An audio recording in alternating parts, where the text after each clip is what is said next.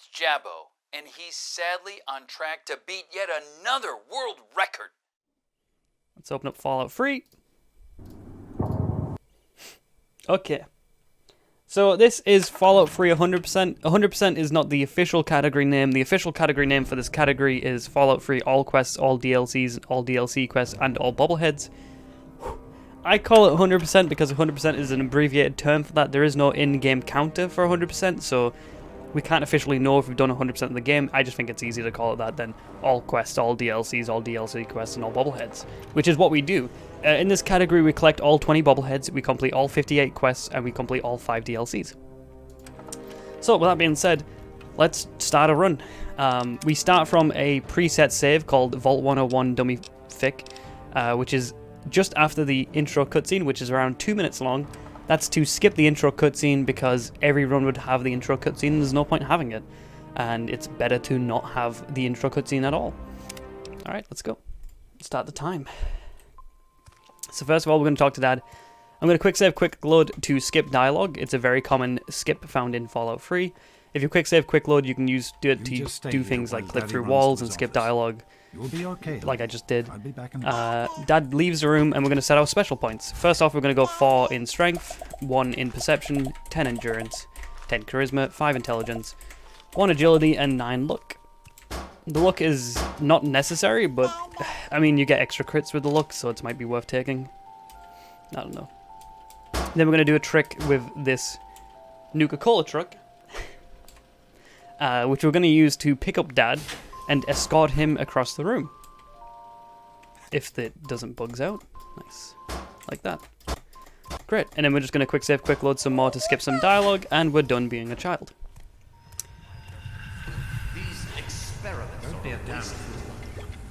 Now, we're a 10-year-old, it's our birthday, and we're just going to leave the birthday room because it's slow. Speedrun stuff, right? We clip through the door to the left, we skip the dialogue, and then we start doing these things called stop hops. Stop hops are very handy little tricks where you stop in between each hop. The game gets confused and thinks that you're both hopping forward and side hopping, which means you get 160% Are you ready for your movement speed, which is faster than walking. Then we're going to get the BB gun for our birthday. We're going to shoot Jonas to avoid him talking to Dad, which saves 5 seconds. And then we're going to shoot these 3 targets, which is part of the tutorial system. We're then going to one-shot this Rad Rush, nice, and then talk to Dad. And this kind of advances us through the game to get to the GOAT test, which we're then going to get past by not taking the GOAT test at all. We then quick save again, skip Jonas's dialogue, and we are able to be 16 years old.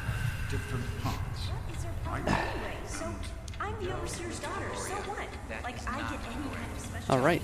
Revelation 21:6. I am Alpha. Need to watch my dialogue. And the end. We then skip Dad's dialogue again. Go on now. You've got. Say bye-bye. Pick up the bobblehead, which is very necessary. And we're going to go take the GOAT test. Now, the GOAT test is well, you made it. Obnoxiously annoying. So instead of taking it, we're just going to tell him that we don't take the GOAT test. We're going to take explosive, lockpick, and speech, because we need lockpick for obvious reasons. Explosives we need for defusing the bomb in Megaton, and speech is useful for talking to Moira, which we're going to do soon. I will explain that when we get to it. Okay. Wake up! Come on, wake up! And now we get woken up by Amada. We're 18 years old. Our dad's just left the vault. And we're going to tell Amada that we just dreamt about her, because that's the fastest line of dialogue to pick here. We're then going to take the 10 stim packs from the box behind her, clip out of bounds, get reset in the COC point, and start making our way forward. You gotta help me! Butch? Sorry, dude. Sometimes Butch will talk to you and try to get you to convince him. He'll try and convince you to help his mom, but we're just going to let her die. It's not a quest, it's not necessary, it doesn't do anything for us. Once again, we're doing the bare bones of what's possible in this run. Once again, we're clipping out of bounds. That's a COC point. Basically, if you clip out of bounds in the game resets you to a default position on the map, which is the COC. And then we're just going to leave Vault 101. We can use that to advance through parts of the run. There's 2 ways of getting speed cripple, which is a very important glitch coming up. There's the first way through the missile launcher, which is kind of the only viable strat for a run like this. And then there's cliff cripple. Cliff cripple is only used in any percent and 100%, not any percent and all bobbleheads. And Missile Launcher Speed Cripple is used in every other category because it's more viable and less annoying to set up. And it basically, Speed Cripple is where you blow up your legs and reload the game around about the same time, and what happens is the game gets confused, gives you both normal speed and cripple speed, meaning that you can run faster. It's a very useful trick, and you kind of need it in a speedrun. So now we're just waiting for Lucky Harif to spawn.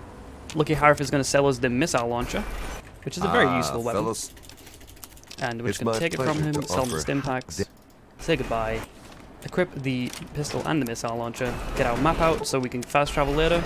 Now I'm going to wait for 2 pop-ups. We just got 1, and we should hopefully get another. There we go. We're going to make a save for later use. Wait, no. There. And we're going to get Speed Cripple. So you'll see in a second. See how I am... Ooh, never mind. I did have it for a second there, but I lost it. Hopefully I'll get it soon. I might have to reset the game. I think I am. This is normal. If you don't get it, you get a thing called reverse speed cripple. You have to reset the game. But it's not too much time loss. It's a bit of a shame though. So load, quick save. We should be good to go. What we're doing is we're blowing up our legs on the same frame that we reload the game. The game gets very confused and just gives us both movement speeds, which should hopefully happen. Please. Please. There we go. So as you can see now, I'm running faster than usual. That's just a showcase, I guess. well, I'll be dead. This is a very viable glitch and is very useful in all categories for Fallout 3. The missile launcher is the most, should be the most consistent way, but I wasn't getting it consistently there. But it's fine, you just reset the game and you get through it. Now we need to get through all of these alerts. Popping up, this should be free, there we go. And now we're gonna go talk to Moira. So Moira has a quest line called the Wasteland Survival Quest. Wasteland Survival Quest? Is it the Wasteland Survival Quest? And we are going to tell her that it's stupid and she shouldn't follow her dreams. So, because this is the fastest way to complete this quest line. It has a 40% speech check, which we failed, and we can just keep reloading it over and over again. How's this? Yeah, it's the Wasteland Survival Guide. Failed again. It's very common that you fail this like 6 times. Honest to God. There is a lot of RNG in this run. It's not heavily RNG it's not heavily RNG. God. It'd be nice if I could get it though. So, 4th try. Here we go. Come on, Moira. I'm feeling it. Please. Nice. There we go. So we just crushed our dreams, and that it doesn't even fail a quest. It succeeds. Then we're gonna fast travel to Megaton. We're gonna talk to Lucas Sims. We defused the bomb inside of Megaton, by the way. We are gonna level up at some point. I didn't level up there. There we go. We're gonna get Lockpick. Gonna get Black Widow for a speech check later on, and then we're gonna go in Lucas Sims' house and take the bobblehead. And that is us done with Megaton. There's a lot to explain. I probably missed a few things, but basically I'll run it down for you. We defused the bomb in Megaton. We got citizenship inside of Megaton. We grabbed the bobblehead inside of Megaton. We did the Moira's quest line, which is the Wasteland Survival Guide in Megaton, and that's us done. Those are the only tracked quests. All of the other quests inside of Megaton, like there's a quest with the Church of Adam. Those are miscellaneous quests, and they don't count as actual quests. If you complete them, it doesn't implement the quest counter. So we go off the quest counter in this game, in this speedrun. Those are called like miscellaneous side quests, which don't really count. Because if we included them, this run I believe would be never ending. Because I believe there's reoccurring quests in this game. So now we're gonna go over and discover the super duper map, which is for fast travel later, and then we're gonna make our way over to the Allington Cemetery, where we're gonna find another bobblehead. If you look at my splits, which obviously I won't have during a GDQ run, but if you look at my splits, it's a good inclination. God, I'm messing up my words. Of which splits have a bobblehead in them. If they have a number at the end inside of a bracket, like Megaton, Allington Cemetery, and Vault 101, there's a bobblehead at that location that I have to pick up. Other than that, it's usually something associated with a quest line or like just location mapping. The first half of the run, we do the Zeta DLC and set up a lot of quests, and then the second half of the run is finishing off a lot of the DLCs and doing the other half of the quests. So now we're going to go walk through Allington Cemetery. This place is kind of filled with ghouls, doesn't really matter. We just want to get the luck bobblehead, which is at the end. and then we're going to start making our way over to Jefferson. This is where there's a lot of downtime. There is a lot of downtime in Fallout 3 speedrunning, which would make it very good for GDQ, especially 100%, because you could get a lot of donations in. You know, we all love donations, right? But it's also good for talking about tricks in the run and probably getting people from the couch to talk. So, you know, I guess that's a very good thing for a marathon. I don't know. So now we're moving over to Allington. Also, one other thing I should add as well is because we've done Missile Cripple, until we reload the game, as in from the main menu, and get it again, we have or we get crippled again and lose our speed cripple, which is very possible. Sorry, I had to burp. We get like this damage threshold or something along those lines where we just don't take any damage. I don't know why this is,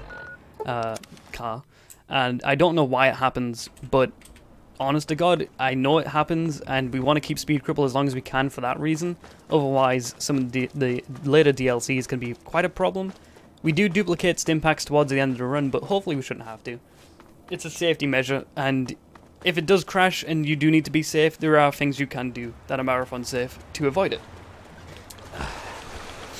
So now we're making our way over to Jefferson, the Jefferson Memorial, which if you have played Fallout 3, you'll know exactly what it is. The Jefferson Memorial is kind of like the centerpiece of the entire game. It's where, spoiler alert, it's where your dad dies, it's where you end the game. It's used to purify the water inside of downtown DC, and we're going to go discover that location for later use. We have to clear out Jefferson Memorial before we do the Waters of Life, but the problem is that we don't have a very good weapon. All we have right now is a 10mm pistol, which isn't going to kill, like, I think it's 9 super mutants, so we have to go find another weapon first, which we'll get to when we get to that. But first of all, we got to go discover Jefferson, and then we're going to make our way to Arafew, discover Big Town, and then make our way to Mothership Zeta, which is where we do the first DLC, and you'll see why we do the first DLC in, like, 20-30 minutes, because it gives us one of the most broken weapons in the game, which helps us just fly through the entirety of this run. Cough, cough. So now we have Jefferson up here. We are not going to go near these super mutants. We're just going to discover the location and fast travel back to Vol 101. Cool. And then we're going to make our way northbound to Arafew. Well, not northbound. More northeastern bound to Arafew and Big Town. And that's for, again, later use, because we need these locations for quests. Like I said, the first half of this run, more specifically the first hour of this run, is setting up quests, setting up DLCs, setting up bobbleheads, mostly getting things out of the way that we don't need. I just realized in my title I've put QDDG, which is Quick Done Games. Great. That's something. So now we got a jump coming up here, which is going to get us inside of Big Town early, which means that we can save like 5 seconds from walking around. It's nothing really, but it's kind of a cool jump. I believe this was found by Kung Cobra. I could be wrong. Nice, I didn't get it first try. Second try, nice. And also, yes, if you're wondering why I'm not stop hopping around, because I did mention that stop hopping was faster earlier, I'll show you why in a second. Stop hopping is not faster when you have speed cripple. As you can see, we go around about the same speed, but we have to stop in between each hop, which isn't viable. It's better to just run straight. Because like I said, stop hopping gives you about 160% movement speed, but you have to stop in between each hop, whereas with speedrunning, with speed cripple, you run at a constant 160% movement speed, which is just faster. And now we're going to go past a few locations. This location, discovering this location is actually necessary, so we have to make sure we go left of here. This is for a fast travel point later in the run. And now we're going to move to Arafew. Need a drink. Cheers. So now we're going to get to Arafew. Some guy's going to try and blow us up. And as for the Blood Ties quest, which involves us freeing some kid from a bunch of vampires, or supposed vampires.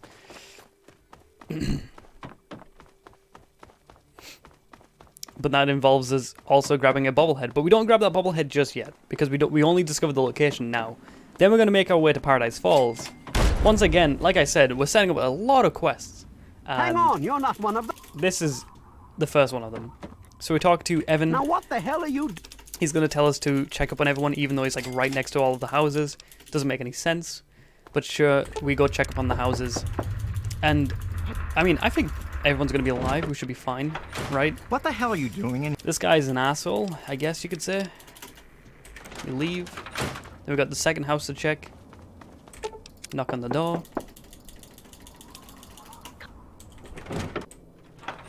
It's nice to see a friend. And then we're going to leave again. And in the third house, turns out both the parents are dead. Oh no, they're dead. And then we go talk to Evan. And Evan is basically going to tell us, oh wait, so-and-so left. Can you go find him? Evan's running away for some reason. And then we're done. And that's us done with RFU for now. RFU, we just do it because we need to get to Paradise Falls and we need to get to Mothership Zeta. It's nice to grab it before we do the RFU quest line. So this is, once again, some nice optimization. This run used to be like 4 hours long, but over the last couple of years, mainly me and Noob Salmon, I believe, have contributed to this run to make sure that the route is actually like as perfect as it can be. It's not perfect, in no way whatsoever. It can definitely be improved, but Noob Salmon has done a lot to help this run, and when I took a break from this game, he actually fully rerouted it, to which when I came back, I helped adapt the reroute, and then that's the run we got right now. So now we're going to get to Paradise Falls. If you have played Fallout 3 before, you would know that there's a bobblehead inside of Paradise Falls, but we don't pick it up yet. We actually, the next time we come back to Paradise Falls will be like 2 hours from now.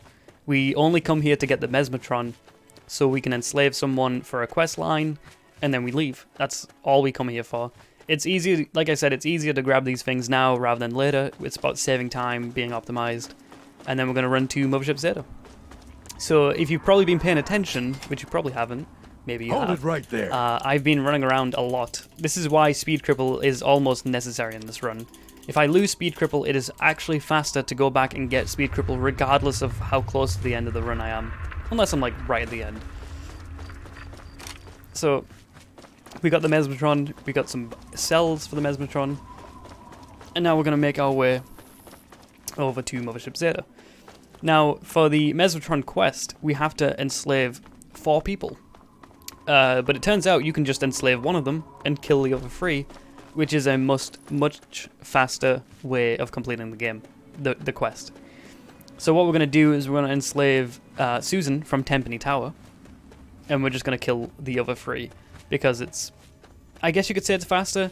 I mean, we could enslave Arkansas and kill the other 3, but it's not going to make much of a difference, because we have to kill people, and people get angry at us anyways. Yes, that is the quest lines in this game. There are more. What's the way I want to word this? There is more positive karma ways of finishing these quests, you know, without enslaving people. But this is a speedrun, and we always go for the fastest outcome. You'll see later on when we go to Oasis, the way we complete Oasis is we just set Harold on fire. Not because we hate Harold, we love him. You know, he's a beautiful dude, great tree, 10 out of 10.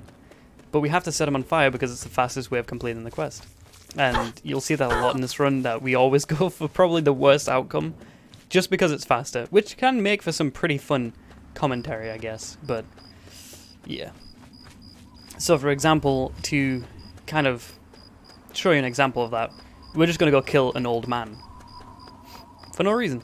Other than the fact that he's old and we have to enslave him. And instead of enslaving him, like I said, it's just faster to kill him. Now, with that being said, actually, oop, God, his body bugged out. With that being said, there are some quest lines that we do complete that have positive karma outcomes. For example, the human, what's it called? Oh, I forgot what the quest line's called. God, the one with the antagonizer and the mechanist, Superhuman Gambit. That has a positive outcome. and not blowing up Megaton has a positive outcome, because those two are actually faster to complete the way that we do complete them. It's just most of them are very negative because we probably just run in, shoot people, and leave, because that is the fastest way of completing the quest. So now we're going to go Mothership Zeta, which is the first DLC of the quest line. This DLC is almost necessary to do straight away, which is what we've been doing. We've been setting up, this entire setup has been to get to this DLC as early as possible, because this DLC offers us one of the most game-breaking weapons in any Fallout game. The weapon we're about to pick up at the end of this DLC has 100% crit chance, high damage, and does double damage for any headshot. It is stupid. It is probably the most stupidest weapon I've ever seen, and it's called the Alien Blaster. If we didn't have the DLCs on, we could pick it up straight away, but because we have the DLCs on, we have to do the DLC first. I'm gonna blow my nose.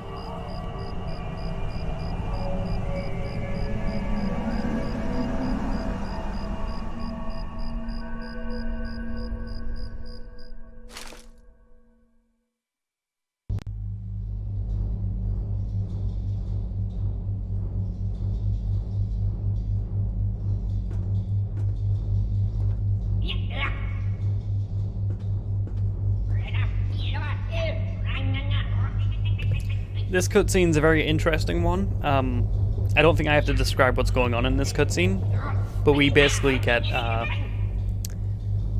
picked up by some aliens. It's pretty great.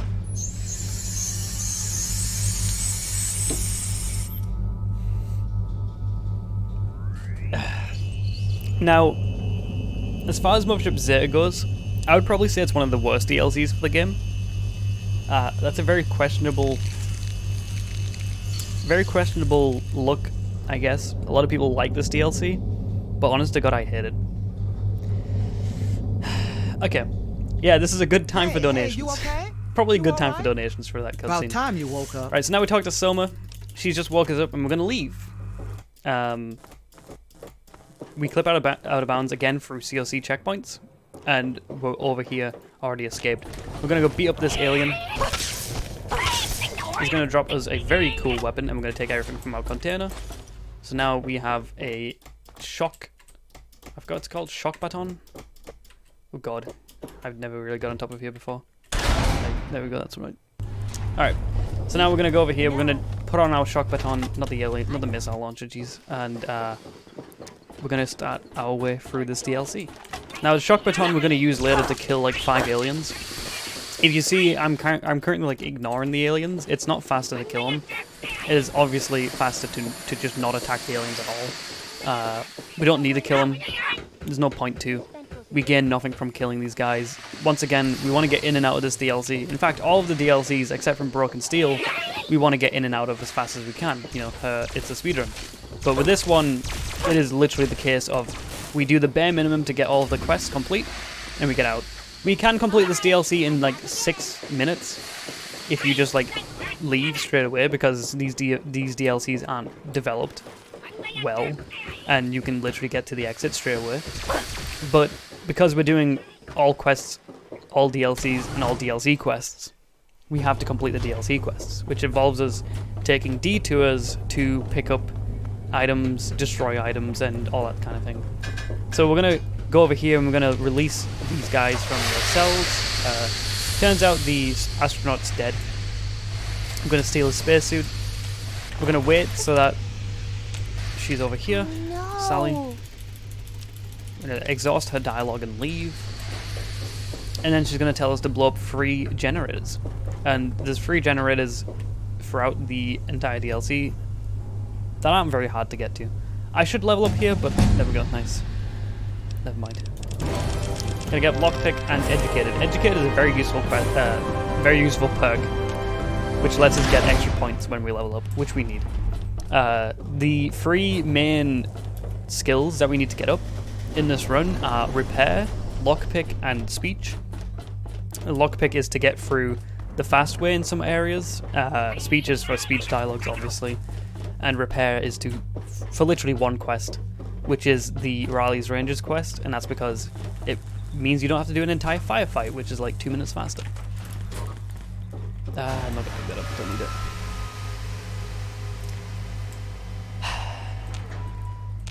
So this is how we destroy them. We just literally press all 3 of the switches.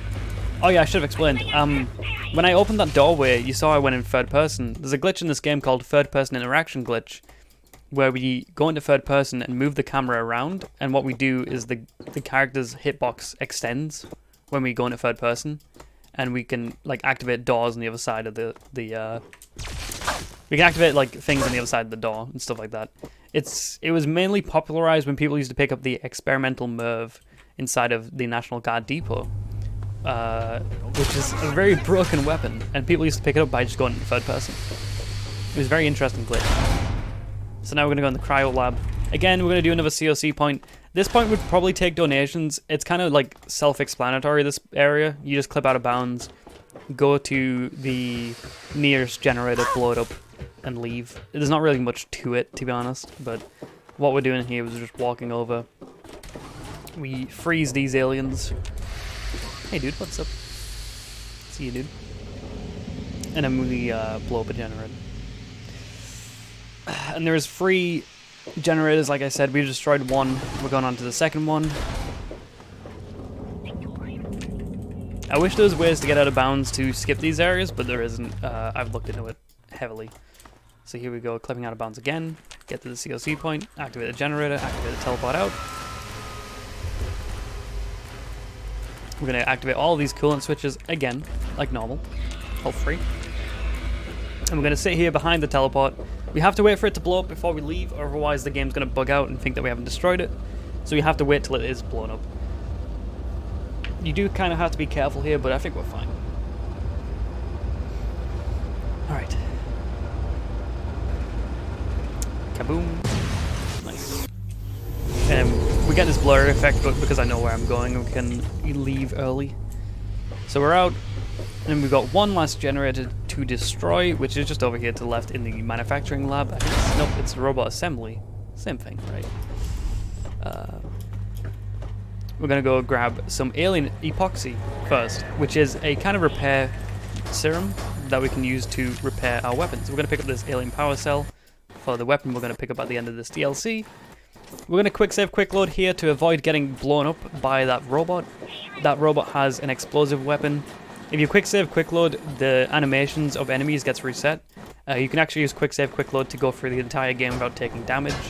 It's broken because every time an enemy goes to shoot a weapon, they have to go through an animation. If you quick save, quick load continuously, they can't finish that animation to shoot you. That's a very useful tip, by the way, if anyone wants to do no-hit runs or anything. You just quick save, quick load, and nobody can shoot you. Nobody can deal damage to you because they have to go through the animation to hit you, but if you quick save, quick load, you reset the animation. Now we're going to go pick up some serums again, more alien epoxy, because we want to repair our weapons without having to go to someone to repair them. Then we're going to clip through here, and we're going to clip out of bounds. Wait for the quest marker to disappear. It's gone. Nice. And then we go over here, and Sally should be around this corner, hopefully not in bed. There she is, nice. Wow, you did. Cool, and then we're going to go into space. Probably the coolest part of the run. Just so happens to be in the worst part, like the worst DLC. We activate the spacesuit, well, put on the spacesuit, hobbling our way into space. And this is the ending for the second quest in this DLC, and then we can just go end the actual DLC. So there's these 3 little engine things that pop up. We press E on all 3 of them. They go down. We would repair the entire ship. Then we can go into battle, which is nice.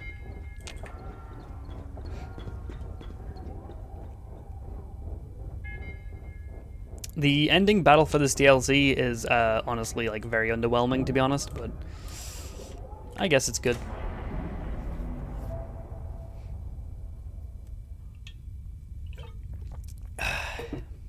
Okay.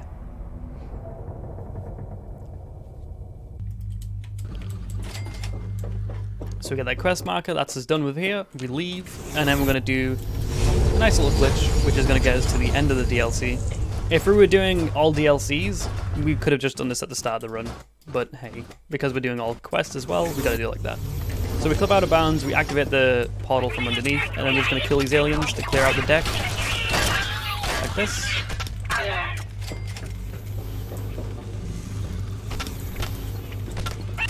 Nice, that's it cleared. Cool.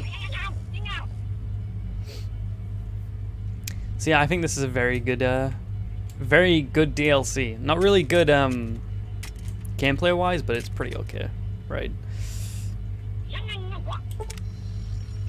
So we wait again, get all these guys to move up. And then these guys are gonna start a fight.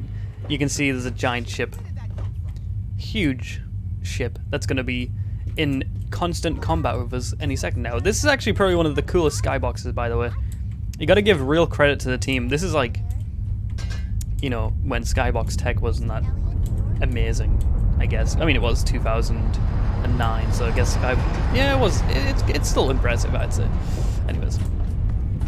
And I get to aim the death ray. Skybox tech, yeah. I ain't no goddamn space monkey. And then we have to wait until then when it's completed. And this is literally the entire boss fight. We put our weapon on free and we just press this button.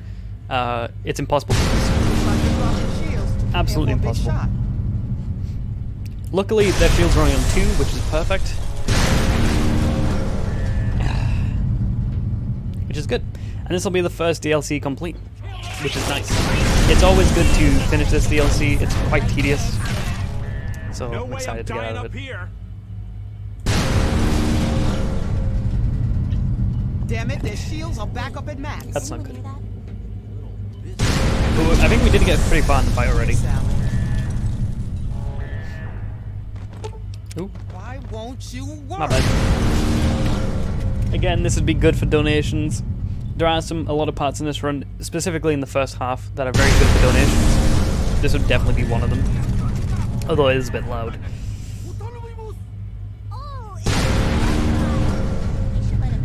All we're doing is we're just shooting them. They're shooting at us, but we're doing more damage than they do. Touch fields? Nope, one more. I was wrong. It's hard to guess how much damage you've done. Then we fast travel. Not fast travel, we wait. Elliot's going to tell us to leave. We're going to level up. We're going to get lockpick again. And then we're going to get Child at Heart for Little Lamplight. Which we don't actually need, but, you know. Then this is where we pick up the legendary, the amazing, the A. Lamau alien emoji weapon. The Alien Blaster. Which is by far the best weapon in the game. And you will see why very soon. Because I'm probably going to one-shot a Deathclaw. Which is amazing stuff. We play this game on very easy, by the way. I forgot to mention that. Obviously, it's a speedrun. We play the game on the easiest difficulty. Because it's faster to kill enemies that way. And yeah, that's what we're going to do. Now you can see, again, greener pastures. We've got a bobblehead. Cool. We can leave. And then we're going to make our way to Vault 92. We want to pick up Agatha's violin, because that is necessary for a quest. However, we don't actually give Agatha the violin. Unfortunately, she doesn't get to see her violin ever again. We actually sell it to the guy at Rivet City, which is, again, the bad way of finishing the quest. Because, again, like I said, it's not optimal to do the right way of finishing the quest. It's optimal to do the wrong way of finishing the quest. Which kind of annoys me a bit, but hey, you gotta sacrifice some things to do speedruns correctly. So now we're gonna get to Vault 92. I guess I can show you third-person interaction in Vault 92 when we pick up the violin. Because what we're gonna do is we're gonna clip out of bounds, and the violin's gonna be in bounds. And we're gonna, like, go into third person, pick up the violin, then clip out of bounds. It's quite a lot. Now I need to make sure I pick up both fission batteries here. Good. Sorry about that. Again, quick save and quick loading through doors. Never mind. I did get through it actually. And then quick save, quick load on top of this. I'm gonna grab this doorway. Nice. I'm gonna quick save, quick load out of bounds again. Get on top of the roof, and here you're gonna see me go into third person, quick save, quick load, and then pick up the violin. I picked up the violin there, and we're good to go. That's done with Vault 92. Now, hopefully, I can one-shot this Deathclaw I have been practicing on my aim on CS:GO, so we'll see. Oh, I should have got some water. My water's over there. I might take a break to go grab it in a second. So two guys left. Never mind. God, they're doing some damage. Oh my god. Yikes. That Deathclaw nearly killed me. Oops. I need to hope this Deathclaw doesn't kill me. It's right behind me. But as you can see, two-shotting the Deathclaw, pretty easy. The Alien Blaster has 100% crit chance, and it has pretty good damage. But if you hit it in the head, it does like double crit. I don't know why. It's like it crits on top of the crit. So like one-shotting enemies, if you hit them in the head, like you're pretty much gonna one-shot an enemy. It's so ridiculous. So now we're gonna make our way to the Republic of Dave. You'll also know that there's a quest called Gotta Shoot Him in the Head, and you're gonna know that I'm not gonna kill Dave. There's a different way of completing that quest, which is completely unheard of, and I will explain that when we get to it. It's insane. It really is. That was found by Ted the Tank, by the way, who doesn't really speedrun Fallout, but he found it on the wiki and he went to go see if it works, and it does. You can basically use like a DLC item to completely bypass the quest. It's so broken. Anyways, we have to go pick up the bobblehead. Hopefully these guys don't attack me so I can fast travel. They're not attacking me? I don't think so. I think we're good. Nice. That's just RNG, whether or not they decide to attack you. Actually, I don't think it's RNG. I think it's based on what time you go into the location. I could be wrong, though. Okay.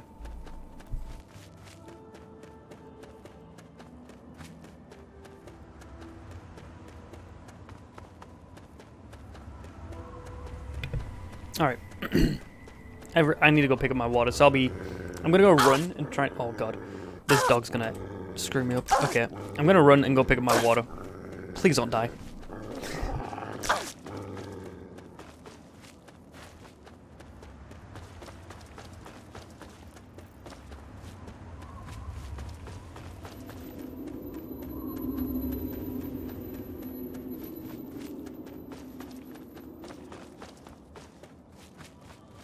Alright, I got it. Nice. Okay, so we're gonna go make our way to Superhuman Gambit, but we are gonna kill someone on the way there. This is for... I always forget what this quest line's called, but there's a quest line which involves us rescuing a lot of slaves.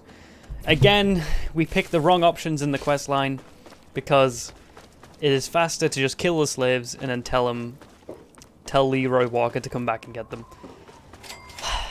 So what we're gonna do here is jump on top of this pile, aim at this guy. Nice, he's dead. One shot him. I'm very low on HP, so I'm gonna sleep at Superhuman Gambit just to make sure. There's a lot of places in this run where you can sleep, so really it's very marathon safe because every location pretty much has a bed. But yeah. I'm gonna drink some more water. My throat's very dry. That's fine. Okay. I was just making sure those guys weren't bad guys. There's a dog though. So the way that we do Superhuman Gambit is we just kill people. Again, this isn't the way we complete every quest, by the way. Some quests we complete legit and do actually have to go through a lot of like dialogue and a lot of options, but a lot of the starting up quests are very easy and we just kill people. Again, with the Alien Blaster because his weapon's ridiculously broken.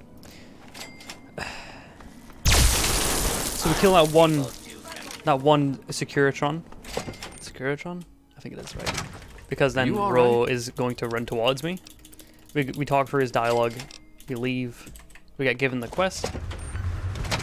We kill the other Securitron. And then we kill Mechanist. Mechanist is supposed to be invincible there, but they didn't actually make him unkillable. They just gave him a lot of HP. All of that fighting. So, like, you're not supposed to be able to kill him, right? But the way that they worked that was not to make him invincible, just to give him, like, triple his HP. And think, hey, oh wait, I need to go here. And think, hey, no one's going to be able to kill him. Well, we can. And we did. Sorry. I need to heal. Because I don't want to die. My HP is very low. It's this bed. Yeah, okay. I don't know what the hell that was. Alright. So we just completed Superhuman Gambit. We leveled up. We took Toughness for our extra DT, which is like almost always necessary, because most of this run we're going to be walking around with no armor on. The reason for that is because wearing no armor is a lot more efficient than wearing armor, because obviously we want to go fast. So getting the Toughness perk is not necessary, but it's very helpful, because especially during Broken Steel, we'll be taking a lot of damage, and we want to make sure we don't die, because then the run's over. Well, not over. You have to reset it. Well, not reset it. Reset it to the last checkpoint, I guess. So now we're going to go into the best vault in the Fallout franchise. Some people will argue against this. You know what? You're all wrong. This is the best vault in any Fallout game. This is Vault 108 from Fallout 3, and it happens to be populated with a certain individual by the name of Gary. It also has a bobblehead, which makes it a very cool location, because we have to come here. So, Gary. Hahaha, Gary. I knew that I'll say that. Right.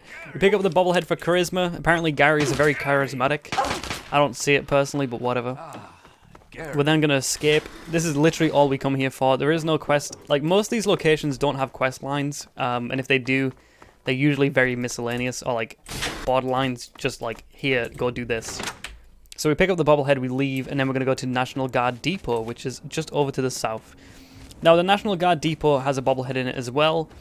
Usually to get into the National Guard Depot, you'd have to collect 4 holotapes, which are scattered across the map. Obviously, we're not going to do that. That takes a long time, and there's no need to do it. We can just speedrun our way for it. And by speedrun, I mean clip out of bounds and get into the doorway. Because one of the things they did a lot in Fallout 3 was they wouldn't have locations, like exit locations for doorways, be the actual thing you have to unlock. They'd usually have like a doorway in front of that you'd have to unlock to get to the exit location. So we can clip out of bounds, get to the exit doorway, and then we're fine. Instead of just locking the exit door, they locked a door that led to the exit door, if that makes sense. I don't know if it does. It makes sense in my head. So what we can do is clip out of bounds and grab the exit door and just bypass the locked door. They did a lot in Fallout 3. I don't know why. Obsidian kind of picked up on it, and in New Vegas there was a bit more locked up, but they still did the same format, but they did fix it a bit. And Fallout 4 was the one where they started to, like, you'd be like, okay, people can glitch the game, let's just fix the game. And hey, they actually worked a bit. Now I'm going to check for a quantum in here. Nope, we didn't get one. We want a quantum inside of a Nuka-Cola machine. It's not a big deal if we don't get one. We can just farm them later on. Yeah. So here, this clip is very tedious and usually doesn't work, but we'll see if we can get it. Please. There we go. So now we're out of bounds. We're going to go grab through this doorway, which again, we need 4 holotapes to get into. But really, we don't. We're going to grab this, and I'll show you what I was talking about, actually. If I can remember it. There is an experimental MIRV, I think behind here somewhere. One of these doorways. I always forget where it is. I think it's like, what is it? People access this? One of these. Anyways, yeah, behind this, you'll see. I just want to show this off. This is a very well-known glitch, because down there is the experimental MIRV, I believe. Could be wrong. Am I wrong? I think I am. Oh, well, I don't know. It's it's in one of these rooms, and people used to do a third-person interaction glitch to get to it. I think I could be wrong. Honest to God, I could be. But hey, we're going to go out of bounds, reset our CLC, and we're going to leave. But that was how the third-person interaction glitch got, like, mostly known. Kill these guys. And then remember when we discovered Jefferson? We discovered Jefferson a long time ago. And we're just going to go in there and clear it out. We need to clear this out for the Waters of Life quest. So hopefully I got through this section pretty well. I'm not turning towards me. But he is. So we have to kill all of these suit mutants because... So I'll explain why. When we do the Waters of Life quest, usually what happens is the game expects you not to have discovered this location. So it's like, okay, you haven't discovered this location. Time to leave, right? We're not going to enter this area until you do. Did I grab the bobblehead from National Guard Depot? I believe I did, right? I missed him. Now try and hide. Okay. So I think there's more than 9. I think there's probably like 15 of these guys. Cool. So once again, we're just clearing out this place, making sure it's safe for when our dad gets here. Nice. And we're just gonna clip out of bounds and leave. I'm gonna check the National Guard Depot because I don't know if I actually picked up the bobblehead. So give me 2 seconds. I was too busy talking about the experimental map. Can you die, please? I believe I did pick it up, but I might have missed it. Back off, Loco. Alright. Yeah, I believe I did pick it up, but I'm just gonna check. Attention. This is now. Nice.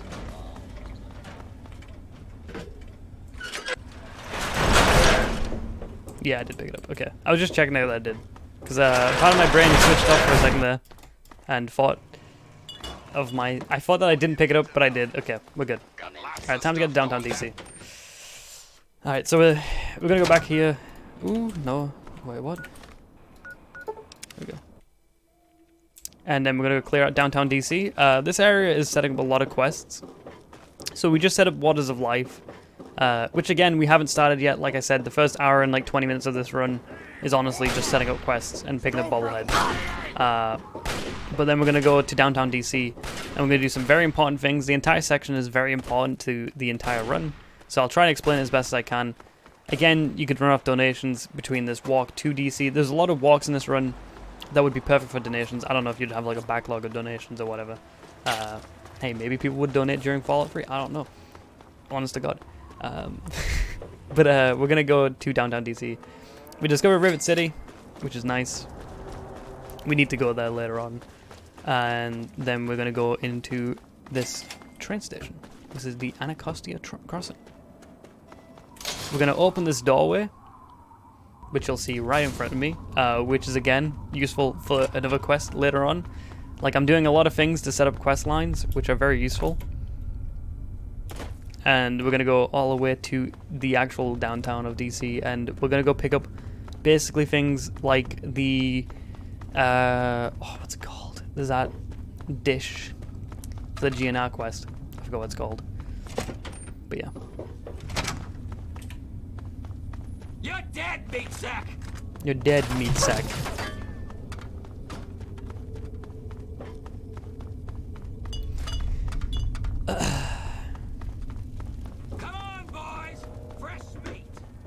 The Virgo Lander dish? Yeah, the Virgo Lander dish, that's the one. Okay, so now that we're in downtown DC, we're gonna go over here to the Museum of Technology. And we're hopefully gonna clip out of bounds, which I hope doesn't fail. Probably will. Nope, we got it, nice. And then we're gonna make our way over to the Virgo Lander. The Virgo? Is it Virgo? Virgo Lander?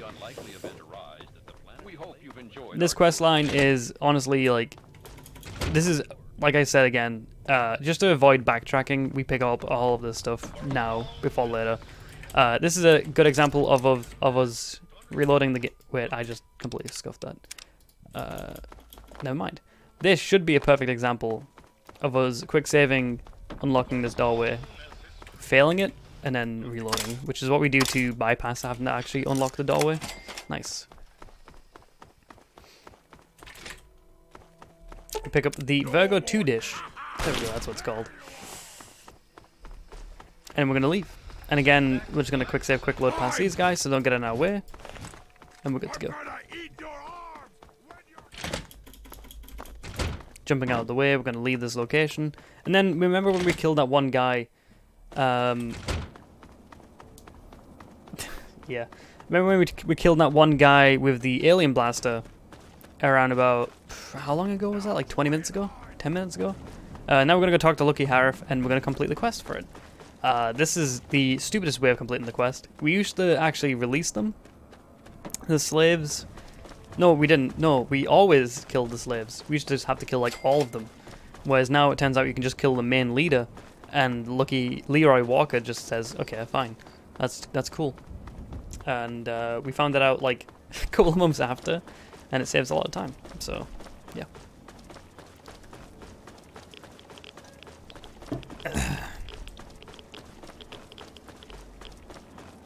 So again, every single location I discover along the way is intentional. We will use those locations. And, for example, the monument behind me, that's where we put the disc for GNR. We can't put it up yet because we don't have the quest line. Yeah.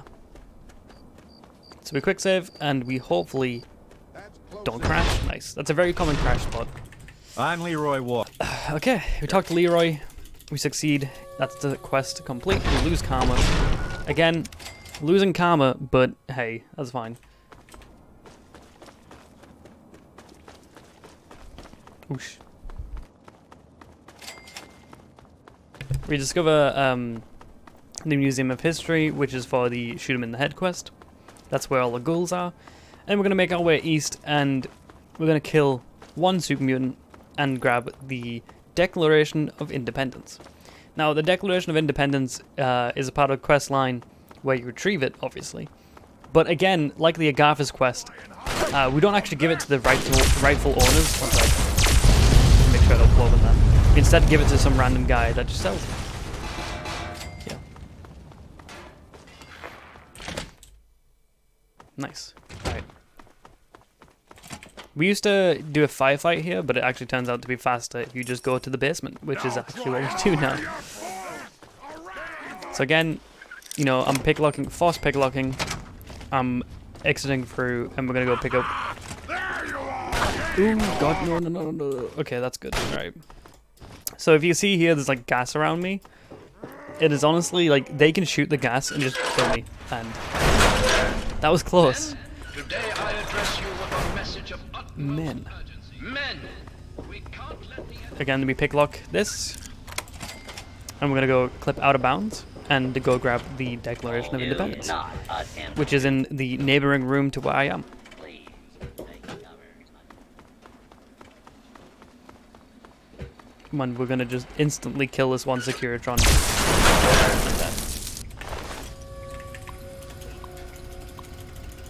Unlock all strong room doors, we're good. Open these doors. Declaration of Independence is in here. We just take that and we'll leave.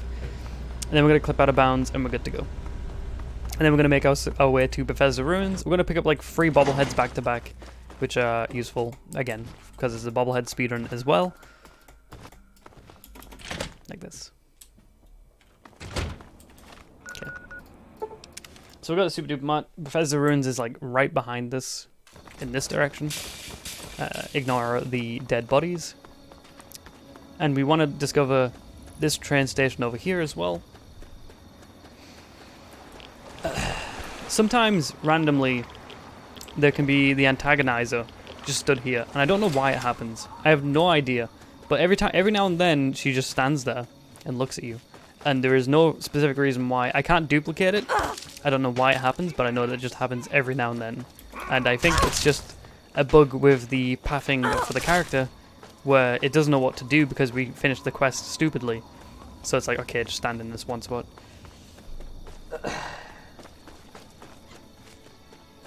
Alright. So, Bethesda Ruins. Someone could make a joke about Fallout 76. I get it a lot. It's not funny. But we do pick up the bobblehead there. And then we make our way to Blood Ties, which has a bobblehead inside of Arafew. Remember when we went to Arafew beforehand and we picked up the... we didn't pick up the bobblehead, but we did talk to Evan. Oh, well, now we've got enough lockpick to pick up the bobblehead. The reason why we didn't pick it up beforehand is we didn't have enough lockpick. But now that we do, we can actually pick it up. So we go into Bethesda Ruins. Oh, look, dude. Fallout 76 is probably in this safe behind me. Haha. And then we pick up the bobblehead, and then we just go over here to the left. And we're going to fast travel away. Hopefully, without these guys blocking me. Oh, it's a blowfly. This is the thing that's kind of a bit of annoyance about this game, is that things like bloat flies can literally like ruin your entire run. So there's a bit of RNG involved with like stupid things like that. Okay, so we got into this train station. This is where the entire Bloodlines quest is. We kill this one ghoul because he's going to talk to us. The only reason why we kill him is he's going to talk to us. He's not done anything wrong. He's not like, you know, he's not worth killing. He's just literally going to talk to us and loses like 4 seconds. So it's faster to pull out your weapon and just kill him. And that's the reason why. We run along here. We're going to attempt a speech check to get in early, but if he turns us down, we'll just pay 100 caps. We'd rather not, though. Whoa, slow. Please. I don't. No, never mind. Okay, we failed it. So we pay 100 bottle caps to get in. He literally just ruined someone's life, because now we're going to go kill the people holding Ian West hostage. Because that is the fastest way to complete the quest line. Also, we need the shish kebab, which is the weapon that he holds, in order to set Harold on fire. Like I said before. I'm going to sleep in this bed for a safety measure. Again, HP was low. We kill Vance. We take everything on him. Which is including the shish kebab, which we need. Then we're going to access this terminal, because we also picked up the terminal key card in order to get in here early. We're going to talk to Ian West. I thought I heard guns. We're going to tell him to go home. He's going to go home, and then we're just going to clip out of bounds, and we're good to continue. Then we can go talk to Evan in RFU and just completely bypass this entire quest. Which is perfect. Because this quest line, if you do this quest line normally, it can be a pain in the ass. It's a good quest line, but not speedrun wise, if you can't do it this way. Please clip me through. Please, I beg you. The door's stuck, dude. Please, I beg you. Nice. Okay. So, hopefully there shouldn't be any bad guys here. And we can just fast travel. Again, fast traveling without being interrupted is like one of the biggest time savers in this run. I think in my world record, I only got interrupted on 2 of my fast travels.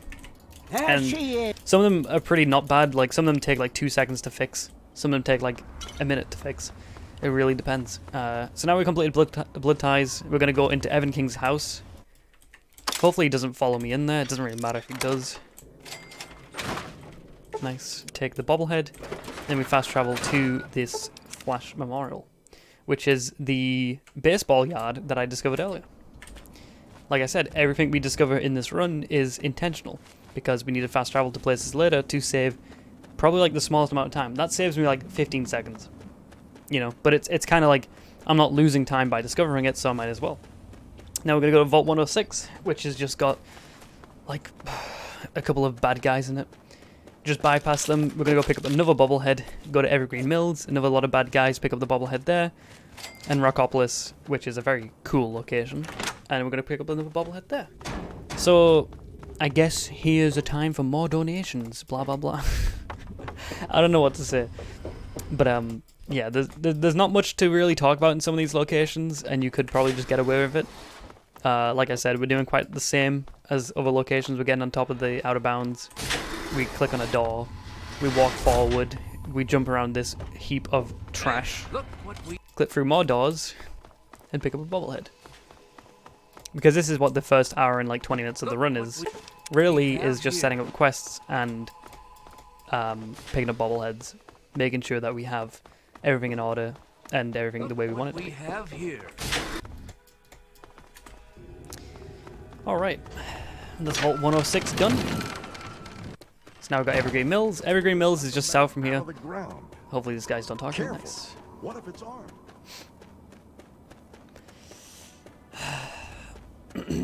I need to stretch.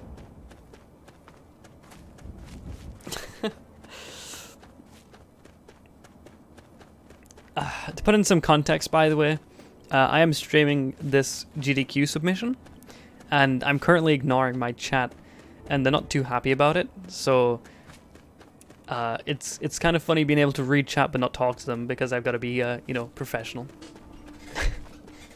So we're heading just over to the southwest. You can see Evergreen Mills. Evergreen Mills is kind of one of the main locations of the game that you're told to go to. There's a bobblehead inside Evergreen Mills. And we gotta go pick that up. But we kind of want to leave. We don't want to stay there too long because we can take a lot of damage. So we're gonna go pick up the bobblehead in Evergreen Mills and just ditch. There's one enemy that I have to kill, and that's a guy with a missile launcher. The missile launcher, the reason why the missile launcher needs to be killed is because if your legs get crippled in this run, you lose speed cripple and you have to get it back. I don't have any stim packs on me right now, and it would be a real shame because I'd have to reload back, get missile cripple, and then reload back to this save and continue the run, which is like, you know, like a minute time loss. Although realistically, I've lost a lot of time in this run to stupid things, so it's fine. So this is Evergreen Mills. There's a super mutant behemoth here that we're just going to completely ignore. And we're just going to make our way inwards and pick up the bobbleheads. Now, if you know in the loading screen like this, where it's fading from black, if you know the location, you know how to move, you could save like 3 to 4 seconds per loading screen, which is kind of big in this speedrun. So knowing every single location inside and out is kind of necessary. So that's a guy that I killed there. He had a missile launcher. Sometimes he'll have a flamer. I tend to kill him anyways, just to be safe. So we pick up the bobblehead, we clip out of bounds, and we're gonna leave. Nice. Ooh, a gold split. Not bad. That guy said a naughty word. No, no, no. Can't say that. So what I'm doing right here is I'm jumping up the side of this cliff. You'll notice how I'm quick save, quick loading every now and then. That's to avoid clipping into the... I might have to... Yeah, I'm gonna have to reload this. Okay, never mind. Just completely ignore me. Aha. So clipping into the cliff isn't actually that bad, but that one specific area, I can't clip into the cliff because there's no way of getting out of it.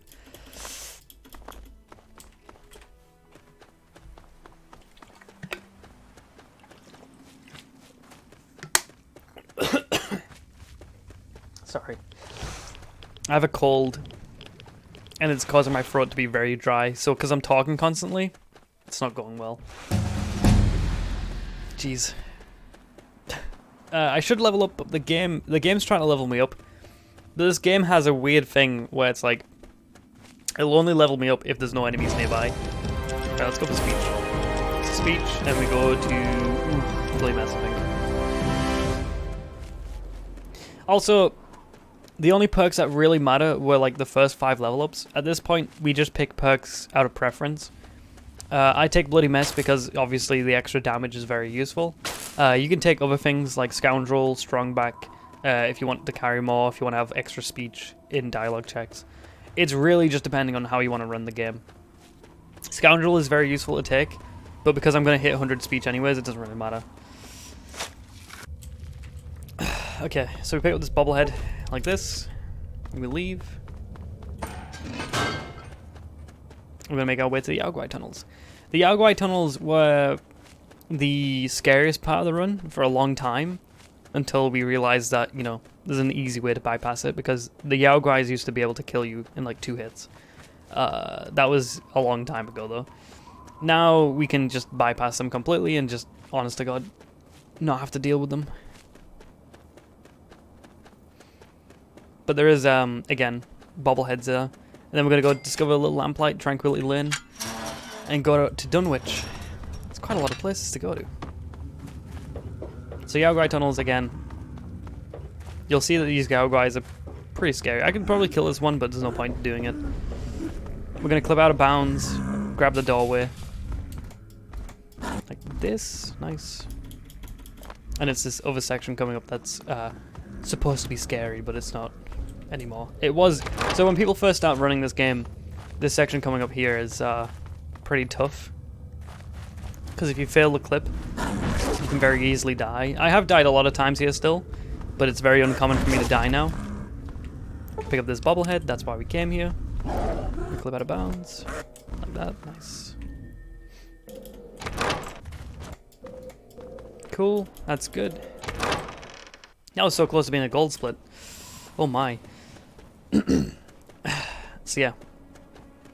Now we go to Little Lamplight. It's pretty crazy because we're only like a third of the way through the run. But hey, I guess long runs gonna be long runs. This is my main category that I speedrun. This is like probably my favorite category. I put like so much time into this category out of all of the categories in Fallout, and I think that it would be nice to see a run like this in GDQ. I think this and all quests are probably two really good contenders for good runs, and the reason why I really want to get these runs into GDQ is obviously not only to go to GDQ, but also because the longer categories of Fallout games tend to go unseen when they are, in my opinion, the better categories for the runs. Any percent is... It's alright, any percent for these games, but like, in my opinion, the only good Fallout game that has a... The only game that has a good any percent is Fallout 4. Fallout 3 New Vegas. Kung's gonna hate me for saying this, but Fallout 3 New Vegas don't have, in my opinion, fun any percent speedruns. But hey, I guess fun is subjective, and that's just the way it works, right?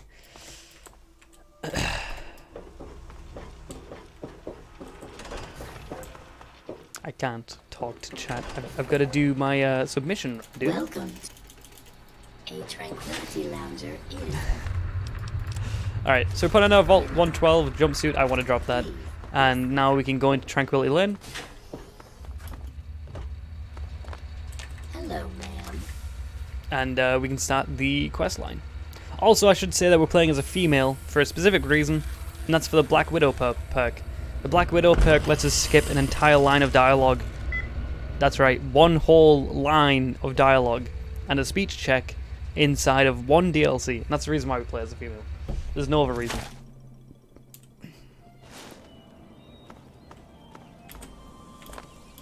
So now here's probably one of the most notorious things in Fallout 3.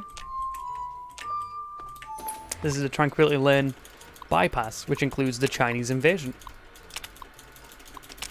Nice. So we activate that, and you should see here, these guys are now killing the residents of Tranquility Lane. And we're good to go. Just like that. That's the fastest way to complete Tranquility Lane. You saved me. Otherwise you'd have to go around, you know, killing people, helping out the evil girl. But it turns out you can just bypass all of that again and just, you know, complete the entire game. Entire quest line. Now I've lost my speed cripple, so I need to go get that back. So that's why I'm loading up the save I made earlier. I'm gonna get speed cripple back, and then I'm gonna load back up again. Nice. There we go.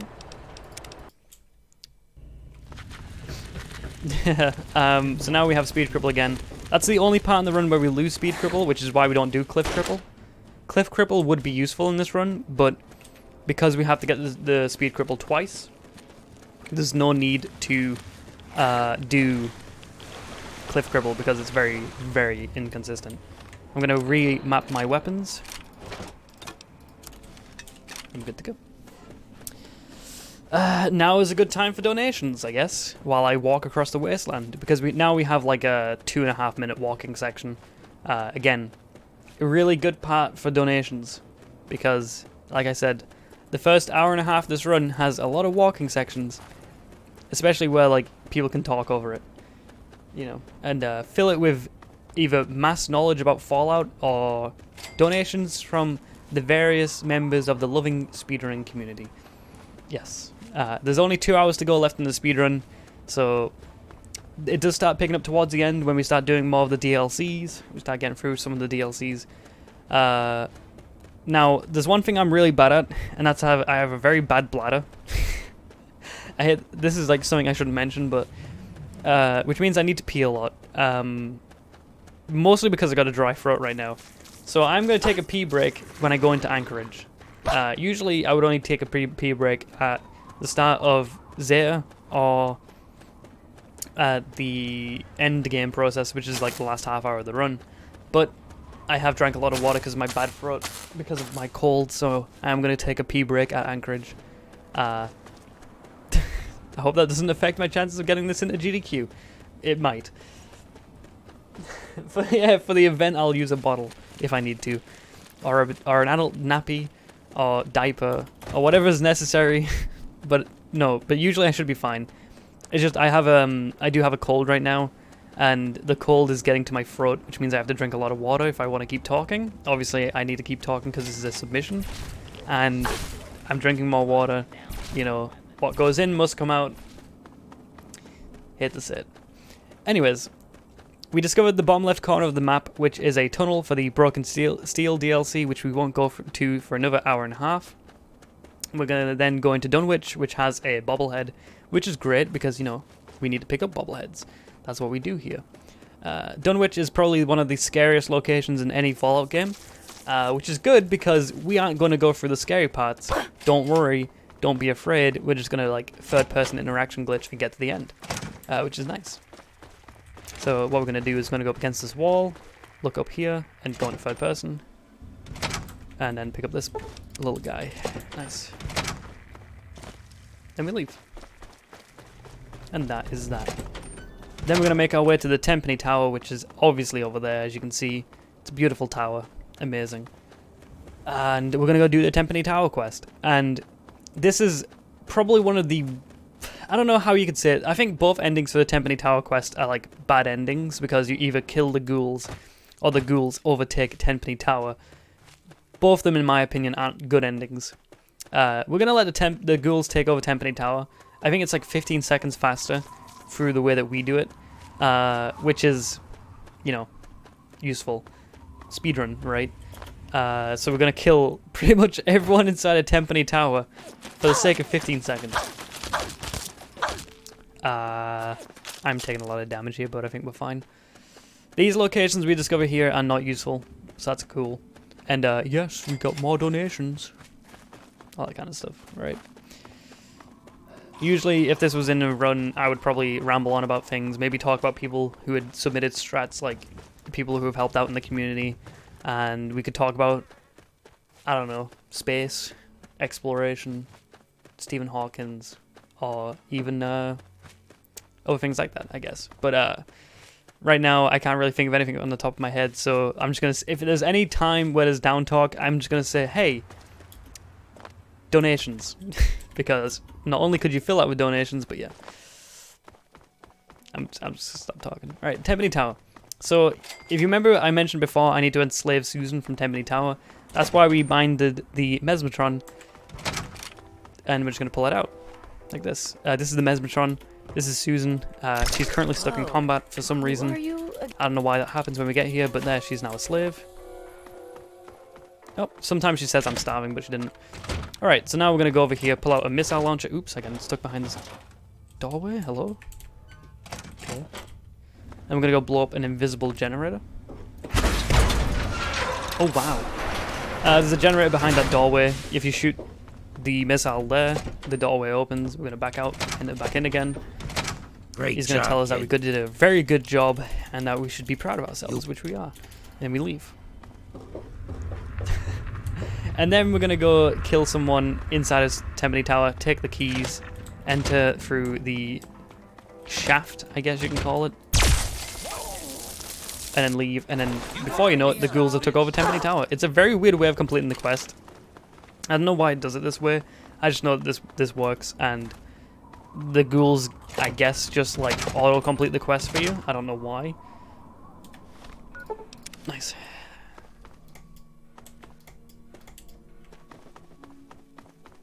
Great job, kid. Nice. So that's the quest complete. Now we're gonna go do one of the most buggy quests in the entire entire game. Those monsters. I'm gonna have to reload my save. This is why, because this little kid can absolutely ruin the entire run. Literally can kill, like, he is the worst. Those monsters. Sometimes Brian Wilkes makes me want to be an upstanding citizen. Okay. There he is. He's over there. Nice. Okay. So we don't want him to talk to us. What we want him to not talk to us, because if he's trying to talk to us, he's going to be following us. And if he's following us, that means when we end the quest, he's going to be stood right next to us, because he's going to be like, hey, I need to talk to you. What happens is we end the quest, we finish it, and then we don't have to actively seek him out because he's in the middle of trying to find us, which is perfect.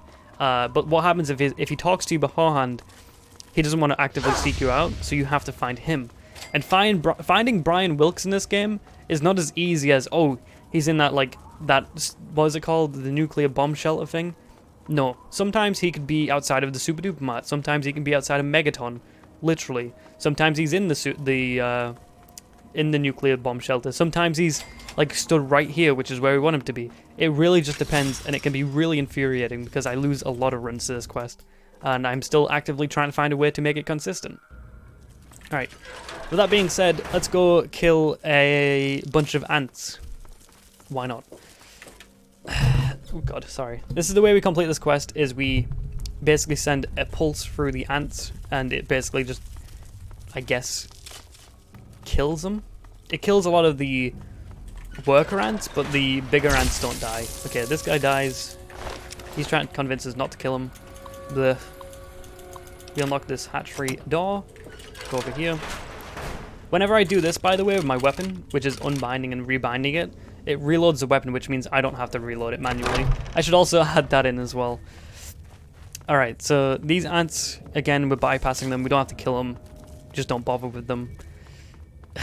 And we're just going to leave them. Cool. We send a pulse through this.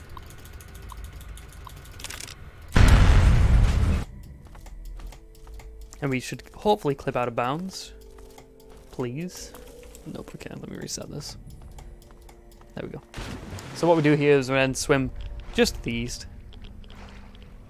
We make a quick save in case the game crashes. It didn't. Nice. Then we clip out of bounds again. So what we're doing here is we're trying to exit this cave as fast as we can. We end up going all the way to Falls Church, which is not where we want to be. So then we clip out of bounds again, and then we fast travel to Marigold. Nice. And hopefully Brian should be stood right in front of us. He is. What a nice guy. Cool. Okay. Now that's how a good quest has gone. A bad example would be I wouldn't know where he is and I'd have to try and find him. That can happen, but he can only be in like 4 locations. But it's just finding him that's a pain. Okay, rad resistance. So I take rad resistance because we do take a lot of radiation damage. And it's best to avoid it, of course. Alright. So when I start the Anchorage quest by entering Anchorage, I'm going to go take a pee break. Again, I explained the reason why. But, yes, that's a thing.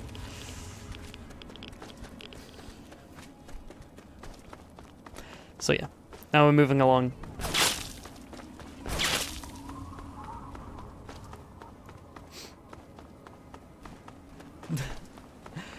And, yeah. What we're going to do is we're going to just enter Anchorage. Again, this is just over in the bottom. I believe this is in the... No, this is in the middle right of the map.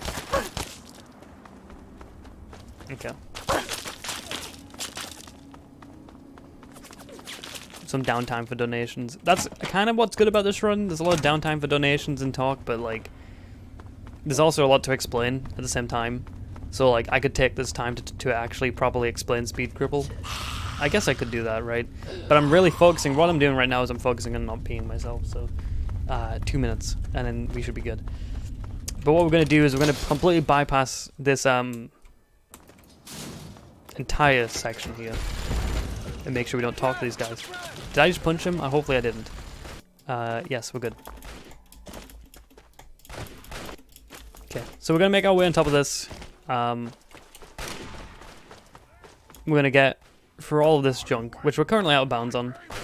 A lot of people won't know where this is. This is the side passage to get to the Anchorage DLC, which puts us over here. It skips us having to fight alongside of the outcasts, which is pretty useful. Nice. Then we enter Anchorage. Now we just got to actually enter Anchorage, which is fine. Hopefully I get this clip first try. Nope. Cool. Look, Wastelander. So we talk to this guy. He's going to tell us that we need someone useful. Blah, blah, blah, useless. And he tells us, alright, go get in this simulation. She's going to give us a neutral suit. I'm going to put it on. Nice. Oop, I just right-clicked. Great. If I accidentally right-click like that, it's probably because I was trying to drop something. Right-click is for quick Look, loading. Wastelander. So I just quick-loaded the game, which is my bad. I'm playing pretty rusty right now because I really need the toilet. Alright, please. You're here to help? God. Nice, like that. And then we just enter the simulation pod. Good, right, I'll be 2 minutes.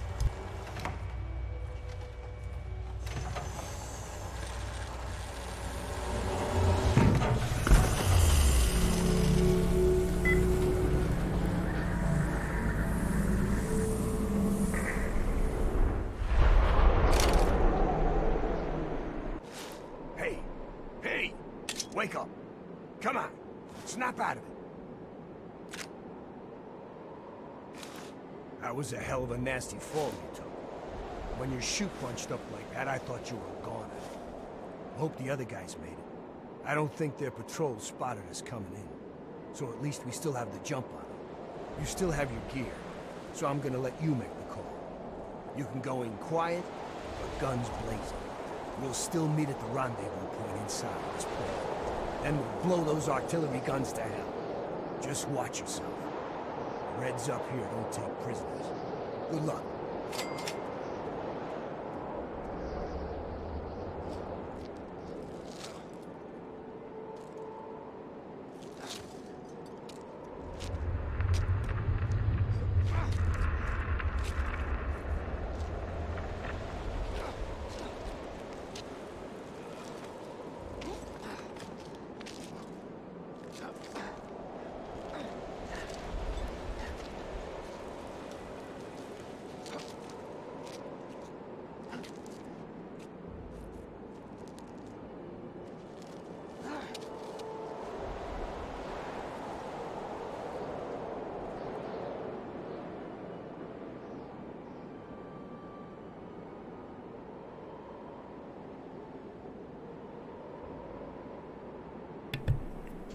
Alright, and we're back.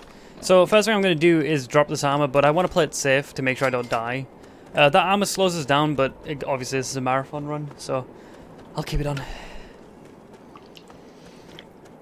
Sorry, I don't like taking breaks, but like, I have a really bad throat right now, and it's not helpful when I have to do submissions. Sorry.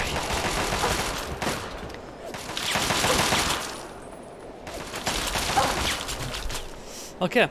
So, Guns of Anchorage and Paving the Way are two very easy quests, but we have to like get through this beginning section first, which is very loud because they're shooting constantly. I am running slower than usual because I have this armor on. Like I said, I would drop it, but I want to be safe. So I'm gonna keep it on and just absorb all of this damage that is dished out.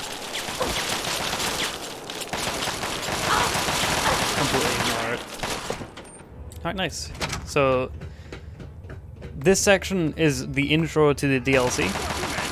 Kind of like Mothership Zeta, and how, like, in Mothership Zeta you saw me run past a ton of aliens. We're doing the exact same thing, except we're in Alaska. This DLC is set when China were to annex Alaska, and take it from the Americans. And you were there to defend it. I think that's the storyline, right? Goddamn. Anyways, got Sergeant Benjamin Montgomery, which is the most American-sounding name I could probably think of. I'm just gonna make our way through. Again, we're just ignoring the enemies. They do a lot of damage, but we're only giving pistols, and it's not really worth our time to stop and kill these guys. It's just worth it to just ignore them. Move on. And yeah, this would be a good time for donations, but I wouldn't say so myself. There's a lot of enemies here, and it's very loud, so like donations probably wouldn't be good at this point, in my opinion. But I guess you could, right? Alright, nice. So again, marathon safe strats is to heal as much as you can. Realistically, this run is very marathon safe. there's not a lot that can go along that can soft lock your run, to be honest. And if there is, you could just bypass the quest and just ignore it. The only thing I can think of is if you're too fast and you don't get the quest completion on like 2 to 3 quests, you might leave them. But honest to God, you know, like, the only thing you're missing out on is a tally mark. It wouldn't be an official run, but like, you would still get the same experience. But this entire section is the intro to the DLC, like I said. Very boring stuff, but then we gotta do some pretty interesting stuff for paving the way and the guns in a second. Again, if you're wondering how this differs from all DLCs, if you don't do the quests, you don't have to do any of the side activities, you just run straight to the end of the DLC. But because we are doing all of the quests in the DLC, we do have to make our way to every single point that we can. Alright. So now I can like de-equip the armor, I guess. And you can see I'm clearly running faster already. I just wanted to have it on for the difficult section there. If I was feeling confident, I could just take it off and be fine. Honest to God, you can take it off, mess up a lot, and still be fine, but it's kind of like a marathon safety, I guess, to keep the armor on, and to just like sit there and absorb every single bullet that's launched at you. Alright. So they're just planting explosive charges. Our DLC first quest is to like, our quest mission is to blow up. Okay, why would you die? Is to blow up these free AAA guns, which we did. We're just gonna sit here and spam this health dispenser until we get it through. Alright, nice.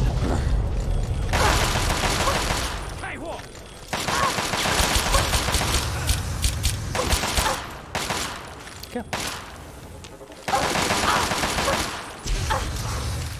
So now we talk to General Chase, who is our best friend. What the US are. Damn fine. And then he's just going to tell us about the prerequisites for this DLC. We're just going to quick save, quick load, like we did before. I'm going to let this guy sit down because I don't want him to bug out. Keep quick saving, quick loading. We'll talk to him again. He's going to tell us that we're in charge of like a suicide squad, which is supposed to be a joke. And then we just release said squad onto the battlefield, and we take the close quarter package, or the close assault package. And now we are ready to actually start the DLC. Great. Thank you, game. What did you need, soldier? Now this is where I'm going to start losing time for my break. What I'm going to do is I'm going to de-equip this and put on the combat shotgun. And what this does is it allows me to run along the section and kill enemies. So we've got to clear out one of the radio stations at the Gunzer Anchorage, which is just over to the northeast. We clear out that radio station, and then we can start paving the way, which involves us blowing up 2 fuel stations. Once we do that, we can end the DLC, and that's us done with the DLC and all of the quests in the DLC. Alright. I'm just gonna make sure I play as safe again, and that guy doesn't blow me up with a miss. Never mind, he did. Okay. I need a heal, but I don't know what. Wait, can I just reload this? I can. Let me just kill him. I'm gonna kill this guy and reload the game. It's a bit of a shame, but this is what happens.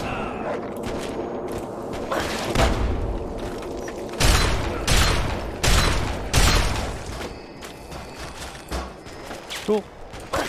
This happens a lot to me recently, and I don't know why. I need to really look into it. Okay.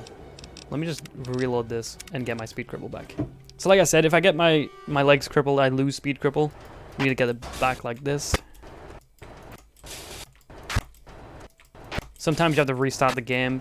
Honest to God, it's not much time loss. It's just like, you know, time loss. In a world record pace run, that would be the end of the run, but on a marathon run, I need to restart the game. On a marathon run, it wouldn't be. You can endlessly reload the game, get speed cripple back, and restart the game again. There's honestly no like end to it, I guess you could say. But it is time loss. I don't know why that happens. I don't know why that one guy has been like ruining my runs recently, and I wish I could tell you why. Yeah, the exact same place like 4 times now. I've lost my run to that one guy, and I've like not changed anything, and it's been happening recently. And I really need to look into it. Maybe it's better to kill the guy, but I don't imagine that being the case. Maybe I just need a quick save, quick load the entire way through. Okay, can I get my speed cripple back, please?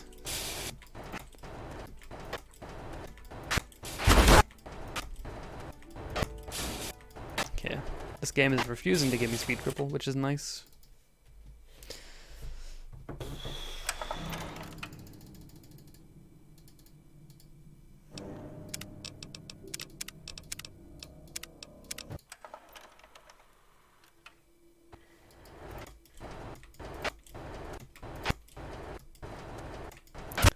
Please, game. Thank you. Okay, so we just lost like 2 minutes. Just because one guy hit us with a missile launcher, but the run still continues. There will be... So the estimate will have time, like an extra 10 to 15 minutes in the estimate to make up for things like this, because I don't expect this to happen in a run. Honest to God, I don't know why it's happened twice this run already, which is very unlucky, to be honest. But, yeah. Just gonna quick save, quick load here to make sure I don't die to the snipers, because I lost my speed cripple and I would like to play it safe.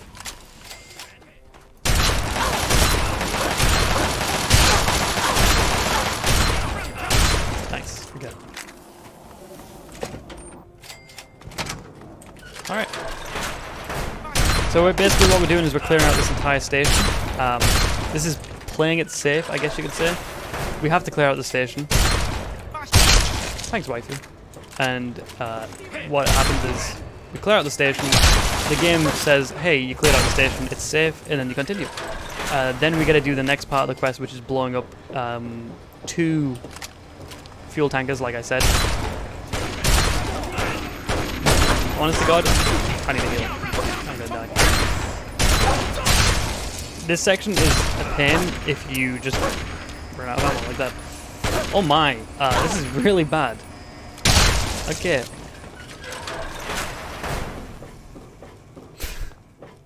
I've been losing a lot of runs at Anchorage recently, which has been kind of terrible, but... Alright.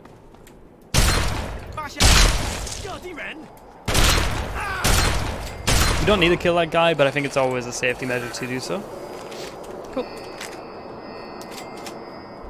So that's the Guns of Anchorage done. We've lost a lot of time. 2 of those minutes was because I took a break, and the other 2 was because of the game crashing. Not crashing, because I got lost speed cripple. Those will happen. The losing of the speed cripple. I will add in an estimate. I think my estimate for this run is going to be like 3 hours and 20 minutes, I think. Under 3 hours is kind of a natural for me on my stream. But we're talking about a marathon, we're talking about mistakes that usually don't happen out in a normal situation. So I will add like 20-15 minutes on to make sure, just to be safe. Honest to God, a run like this should only take 3 hours, but as you can see, we're probably going to go for 3 hours for this run, which is fine because it lets me show off the things that could go wrong in a run, I guess. That's my excuse. Really, we just got incredibly unlucky. But that's fine. But yeah, this is the category I've invested like a lot of hours into. Not many people run this category. The only people that have had runs in this category are me, Salmon, and Ed. Ed hasn't ran this category in I think like 2 years. Salmon doesn't really run this category anymore. He's moved on to other things. It's kind of just me that runs this category, but I really, really enjoy it.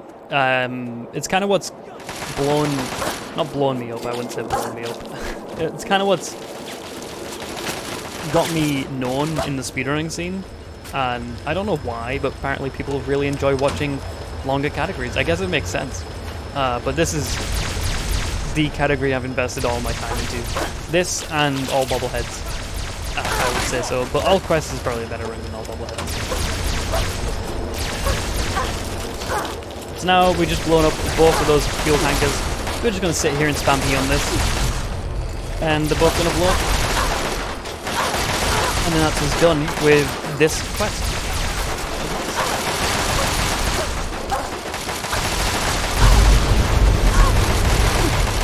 Nice. Sitting here spamming E. And then we're done. Cool. So now we're gonna go end the DLC. Anchorage shouldn't be this long, but you know, we got incredibly unlucky with a few things. That's fine. We're gonna make our way over here. This jump, by the way, I'll explain why we did this jump in third person, actually, now that I think about it. So third person... God, I messed it up. We actually run slower in third person because of speed cripple. So when you go down a downward slope, you don't want to be running fast. So what we do is we run in third person because it is slower, meaning that we can jump off of one beam to another, meaning that you can basically get out of bounds. Getting out of bounds in this DLC is incredibly easy. You either quick save, quick load into pretty much any of the mountains, or you just jump over that beam that you saw. There isn't much in place to stop you from bypassing this, like, literal entire DLC. Like I said, if you're doing all DLC speedruns instead of the all DLC quests, like I'm doing right now, you would literally just do what I'm doing right here at the start of the run, and you jump over onto this nice pipe, and you get to the end of the pipe. You talk to General Jing Wei and you convince him to end the suffering of the Chinese army. Which basically he then commits, is it seppuku? And that's the DLC complete. Which is pretty interesting. I guess it is seppuku. Very nice. Seppuku. So we're going to quick save, quick load as much as we quick save beforehand to make sure we don't mess it up. Neiman the ship. So we get the speech check. Nice, first try. Cool. And because we quick saved, he's not going to do the animation, but he is going to die like that. If we didn't quick save a lot, he would do an animation where he would stab himself, but luckily, I guess, we don't get to see that animation. Alright, so I'm going to compare against averages, just so I feel better about myself, even though it doesn't make much of a difference. We're going to access this terminal, and we don't officially finish the DLC until we go into this room. We also want to pick up this armor, like that. For that armor we're going to use for a specific quest in like 7 minutes time, and I'll explain that when we get to it. But now we don't have anything equipped, and we got to go back into the real world instead of the virtual world. The virtual realm, I guess. And we're going to go back into the real world and start doing a lot of our other quests, which we've been ignoring for a while. Okay, so F2, I'm going to put the alien blaster, drop these two, shish kebab on 2, and we're going to go all the way to Germantown. We're going to kill one of these super mutants, and then we're going to press F2 again. We're going to go on aid and use our alien epoxy to repair our weapon, like I said I would. Now we're going to go hopefully get this first try. Nope. This is a 10% lock. Third try is pretty good, actually, for 10%. And then we're going to unlock this for Red. We're going to talk to Red. You're rescuing me? Yes. We're going to leave. And that's us. Cool. And then we go to Big Town. We convince Red that she can stay here on her own, and we're good to go. Thanks nope, for wrong helping person. us. You're not Red. You're Bittercup. Where's Red? There she is. I'm glad to... Okay. Jeez. Alright, so now we go to Oasis, and you'll see why I said that we do a lot of negative karma things in this run. It is faster. You'll see the main one that I'm talking about, and that is that we're going to kill Harold. Now this is the one ending that actually annoys me because I like Harold. He's probably one of my favorite characters. But we kill Harold using the shish kebab that we took from Vance inside of the Blood Ties quest. Like I said, a lot of these things in this storyline just merge perfect together. And this one thing, I wish we didn't do this, but it is faster to just set Harold on fire. I would prefer if you just killed him, or if you strengthened him. But like we actually just set him on fire, and it's yeah.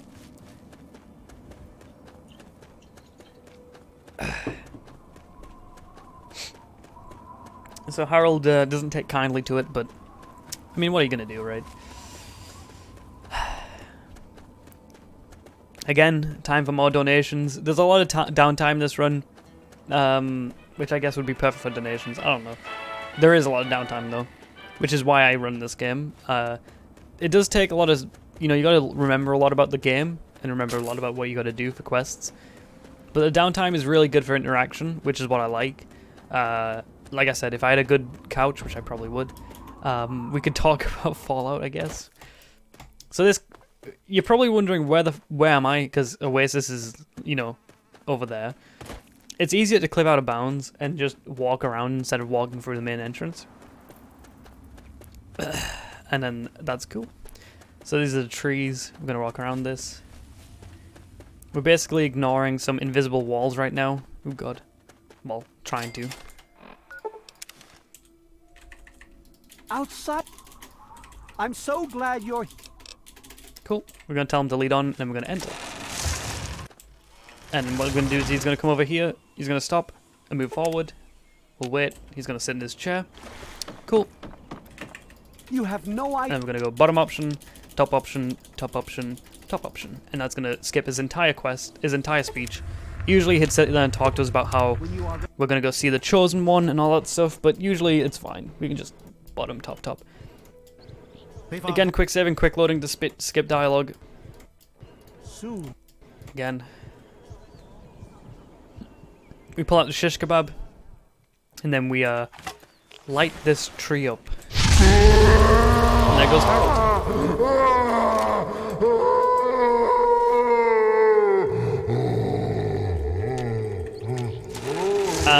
Harold's dead. And that is how you complete Oasis in like 10 seconds. Unfortunately, every time I do that, I feel bad because Harold is, again, one of the best characters in the Fallout franchise. And he doesn't deserve it, but hey. Also happens to be the fastest way to complete the quest, so... And I'm gonna make this jump. Wow, amazing, this guy's free runner.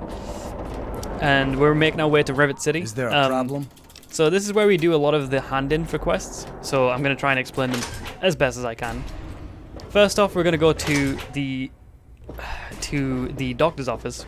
We're gonna get some more information on the replicated man, which is the Simps in Commonwealth. He's not in there. He's hopefully having a snack. Nice, there it is. You don't look hurt. You don't look hurt. So we're gonna give him some coins. We're gonna leave. Hey there. Hey, be more careful. We're gonna talk to this woman.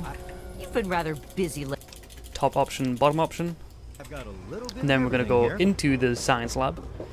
What are you looking We're gonna finish the replicated man quest by telling him that the android's alive, that the android's dead. Not alive. But first we're gonna talk to Dad.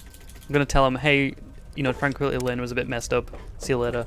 You there. Pick up the bobblehead, talk to Zimmer, tell him that the android is dead. He gives us 50 caps. It completes the quest, which is the most important part. The replicated man. And then we're gonna go hand in 2 quests over here to Abraham Lincoln. The Abraham Lincoln, who is currently stuck behind a doorway. Abraham Washington. We give him the Declaration of Independence, and then we give him Agatha's violin, and we're good to go. Nice. That is the Agatha's violin quest, and the Stealing of the Independence quest complete. Now we're gonna go kill Flack, Is everything all right? and that's for the Shoot 'em in the Head quest. And then we're gonna go hand in the Shoot 'em in the Head quest, and then we're good, and we can actually move on to the Waters of Life, which is probably the most boring quest line, but hey, you gotta do it. Where is Flack? He's not here. Oh no, this is not good. Flack, where are you? I need you to just appear out of thin air, please. Oh god, we're gonna have to leave. Okay, Flack's gone. Okay, that's great. We got to wait till morning. This is because we were very slow. If we were on time, Flack would be there in his shining armor. But because we're taking so long, he's not there. But it's fine. It's just another waiting section. We go back in. Oh look, there's Flack. And he's dead. Cool.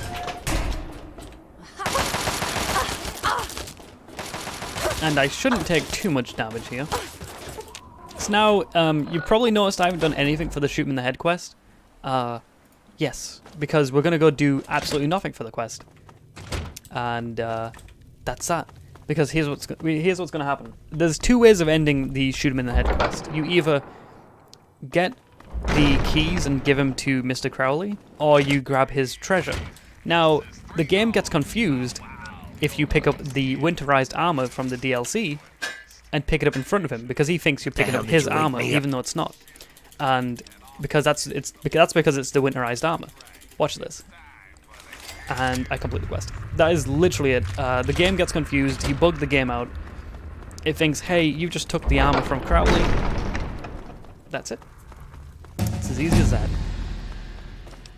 That is one of the longest categories in the entire category, in the entire run, in longest categories, longest runs, longest, oh my goodness, longest quests in the entire run. I'm going insane. Alright, so now we go to Waters of Life, which is now cleared out because Dad's here, hopefully. I think he is. Please be here? He is here, nice.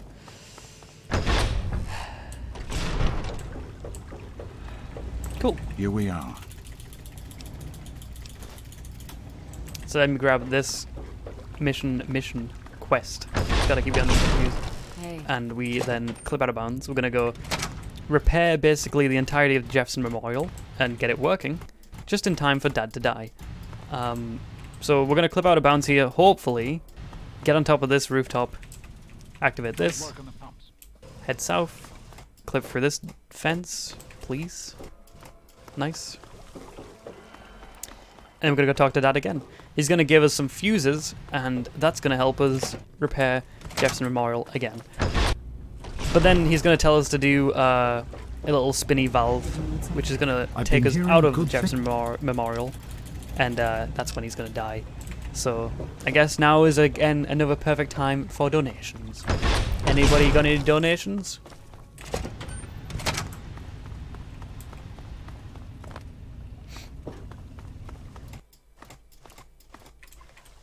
Come on. These clips through the fence are very inconsistent, but they work. They do the job.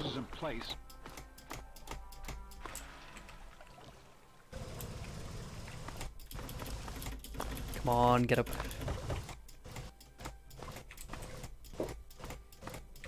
These are actually faster than walking around if you do them pretty consistently, but they're really inconsistent tricks. Nice, there we go. So, we open this door, we're going to activate this terminal, boom, There are a few quick save, quick load to skip his dialogue, and then we say we have to go. And now we're going to go talk to Dad. No, we're not going to talk to Dad, he's going to tell us to leave, and we have to go to the intake pipes, which is pretty sick, which is just over this way. Hopefully, if I can clip out of bounds, that would be nice. Am I going to be able to? I don't think so. Nice, there we go. A lot of the out of bounds in this section specifically are very inconsistent, but they're usually faster than doing it without glitches anyways. At least I was still able to get them. Okay, so now we're gonna mess around with this valve. Hopefully I'm not gonna have grenades thrown at me. That can happen, usually doesn't. So I'm gonna hide over here.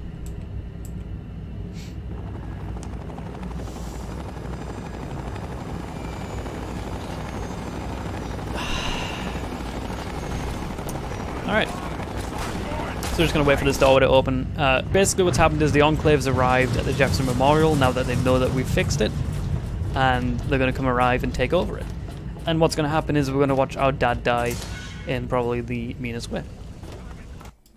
Again, we're going to clip out of inbounds using that. We have to kill these two soldiers so they don't get in the way of our run. That. We go into the Jefferson Rotunda. Oop, the game crashed. Like I said, this is very common. So an average Fallout 3 100% run will have like 3 crashes. The world record currently has 0. What you have to do is you just have to Alt-Tab force close the game, and you're good to go. But I have to get, again, speed cripple back again. God, this run has been so unlucky. Alright, is it closed? Nice. Such an unlucky run. Okay, let me deactivate the timer and activate it again. Nice.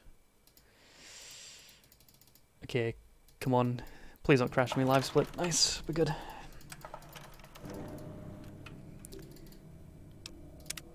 So we have an autosave there. We just go to Megaton.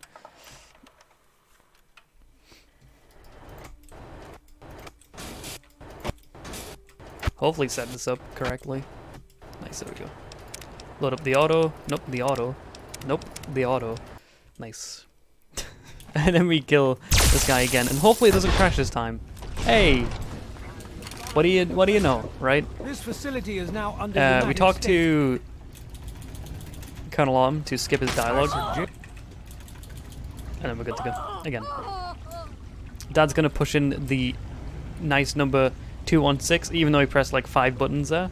He did put in 216, even though he, like I'm pretty sure he pressed like 6 buttons. Nearly finished. And then he's gonna die.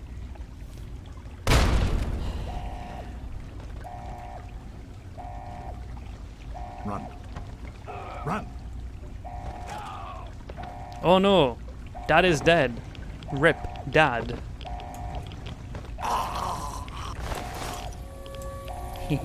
Anyways. James. You can still pickpocket your dad. He's not actually dead there, but now he's dead. Because they make him lie down and then they kill him off. So you can still pickpocket him. Now I'm going to do what's called a risky move. Don't wander off. We're going to need you. We kill the 3 scientists and then we knock out Dr. Lee. And what we're going to do here is we're going to actually bypass this entire section of the run, which takes like 2 minutes, by just leaving. And we're going to access a secret doorway that's been left in the game for some reason. And completely bypasses this entire ending of the quest. We used to have to actually do this, and it used to be one of the most boring parts in the entire run. But now, we don't have to, which is great. So we access that invisible door, well, secret door, not invisible, which the Enclave uses to go from one area to another if you don't kill them. We then walk over this section, and hopefully Dr. Lee is still knocked out right now, and she's going to get up, and when she gets up, she still has to follow us, so she's going to teleport to our location, which should work. Sometimes it doesn't work, sometimes it does. If it doesn't work, you just enter in this location, wait an hour, and then leave. But it should work first time. Nice, there she is.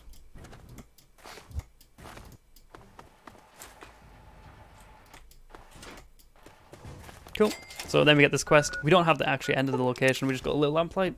And that's as done with Waters of Life, the most boring quest in the entire speedrun. So now we have to go grab the Gek, which is a pretty awesome sequence. We have to make our way to Vault 87. First, we have to go through a little lamplight.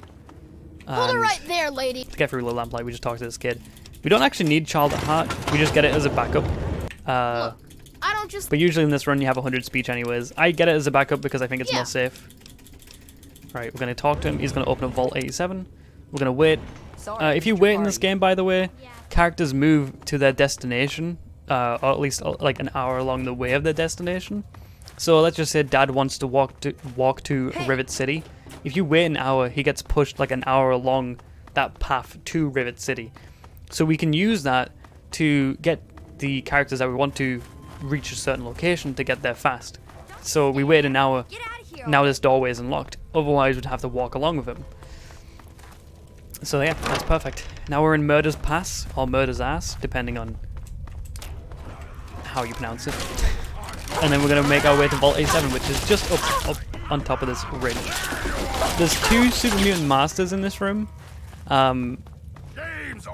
Usually they won't have a missile launcher, but there is a chance that they will have one. It really just depends. Honest to God, usually they don't. But I've had the odd case where they have, and I've had to get Speed Cripple back, you know, like we did inside of the Anchorage DLC. But again, I will add extra time on the estimate for that, because I do expect that to happen, knowing the marathon look that is very applicable to speedrunners. Okay, so I'm going to level up here, get up to 75 repair. Now we don't need to level up anything. Excuse me. Hello. Thank you. But we are going to continue obviously leveling up things, but we don't need anything anymore. Okay. Found you! Get through some doorways. Then we're going to get out of bounds, and we're going to make our way to the end of Vault 87. These sections actually aren't much slower if you do them normally, but yeah.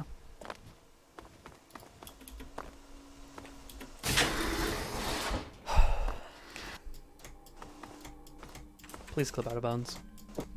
Thank you. Drink some more water. Oh my god, dude, my throat is so dry. It's so bad.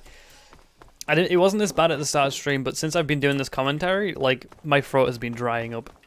I'm gonna make a save here, just in case I mess this up. And what we're gonna do here is hopefully clip in bounds to the Gek. Wait for this radiation pop up, grab the Gek, and then clip out of bounds. We still have the neutral suit on from the Anchorage DLC. That's because there's no point taking it off. It's not heavy armor or medium armor, it's light armor, which means it doesn't impact our movement speed. And now we are back at the Gek. Yay! So the game is... Noise alert. The game is going to take us to the Raven Rock, which is where one of the last bobbleheads is. We only have 5 bobbleheads left to collect. We're going to collect 4 of them in the next 6 minutes. Ish.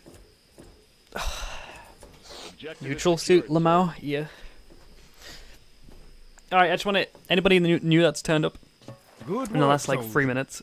Make Or sure 2 the hours. Gek is secured I'm aboard doing my GDQ vertebrate. submissions. This is for the GDQ 2020, AGDQ.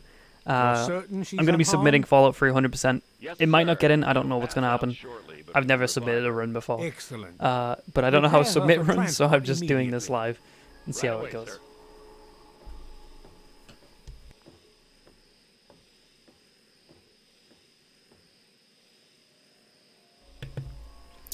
Yes, to Vegas, no notes. Alright, so he's going to talk to us and we're going to tell him some mean words. I can't pronounce those words, but Colonel Autumn is a nasty guy and deserves it, to be honest. Alright. Colonel Autumn leaves, and then we're going to skip this guy's dialogue, which is the president. So we go 1, 2, 1, 2, 1, 2, I'd like 2, 2, 2. And we're going to wait here at our locker to open it and take all of the items from it. Like this. And we clip out of bounds. Now we're going to do the best part of the run, if I can get to it, and pick up 30 forks. Now I'll explain this when we get to it. So so that's 2, 3, 4, 5, 6, 7, 8, 9, 10, 11, 12, 13, 14, 15, 16, 17, 18. I picked up more for good luck. So the reason why we pick up 30 plus of an item is for 2 reasons. We need to duplicate items in this game.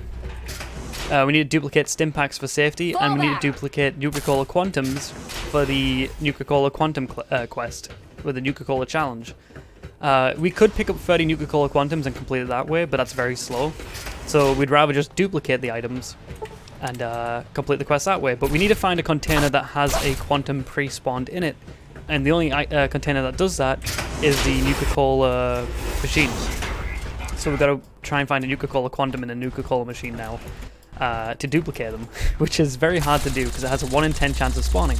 That trick was found by Kung Cobra, I believe. I don't know if he found the trick or just yoinked it from someone on YouTube, but he found the trick and made it so everyone knew about it. And I believe... I don't know what runs included. I know that this run includes it, but I don't know if any New Vegas runs include it. I could be wrong. Actually, no, the Millionaire% run in New Vegas includes it. I know that, but that's about it. I don't know if any other runs can include it. I'm sure Concobra will tell me beforehand. Max Quest, okay, Max Quest includes it as well. But you use it to duplicate items. You'll see right now what I mean. So I'm gonna duplicate some stim packs for safety. Okay. So we got some stim packs in here. You have my forks. Where are they? Like that. As you can see, the game's getting confused. And wants me to take 36 stim packs. We leave, and if I go in my inventory, which I'm gonna do, I have 72 stim packs, which I did not have before. And that is how duplication works. That applies to GDQ submission and to anyone watching my stream that asks me 25 times a day, dude, how does duplication works? That's how it works, okay? We cool? We're cool. Let me just heal my head, because this is going to be so annoying if I don't heal it. Alright, so now we're done with Raven Rock. We grabbed the bobblehead. Let's head to Fort Constantine. But first of all, before we go to Fort Constantine, we need to preset ourselves for the Pit DLC, which is just over yonder, over there.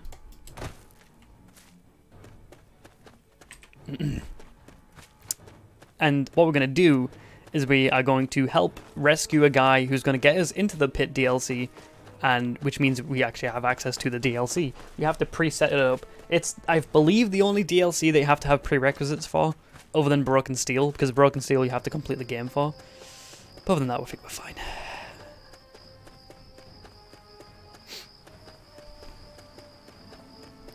Alright. That's a Yaoguai. Also, I should take the Animal Friend perk, because that stops the Yaoguais from attacking me, which is useful. But I forgot to take it this run. Usually we do take it by this point, but I forgot.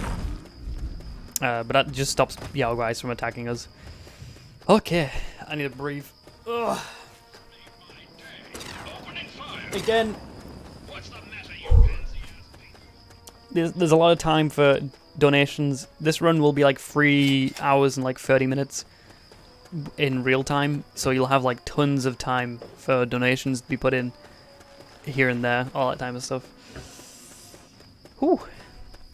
So we just discovered the pit entrance, which is great for the DLC, but now we need to go free the guy who is currently being attacked by raiders. He is literally just over to the east, which is where we're going. Which is great. That's where we're heading. And then we're going to go pick up the rest of the bobbleheads, except from one, which we pick up on the way to Broken Steel, which is nice.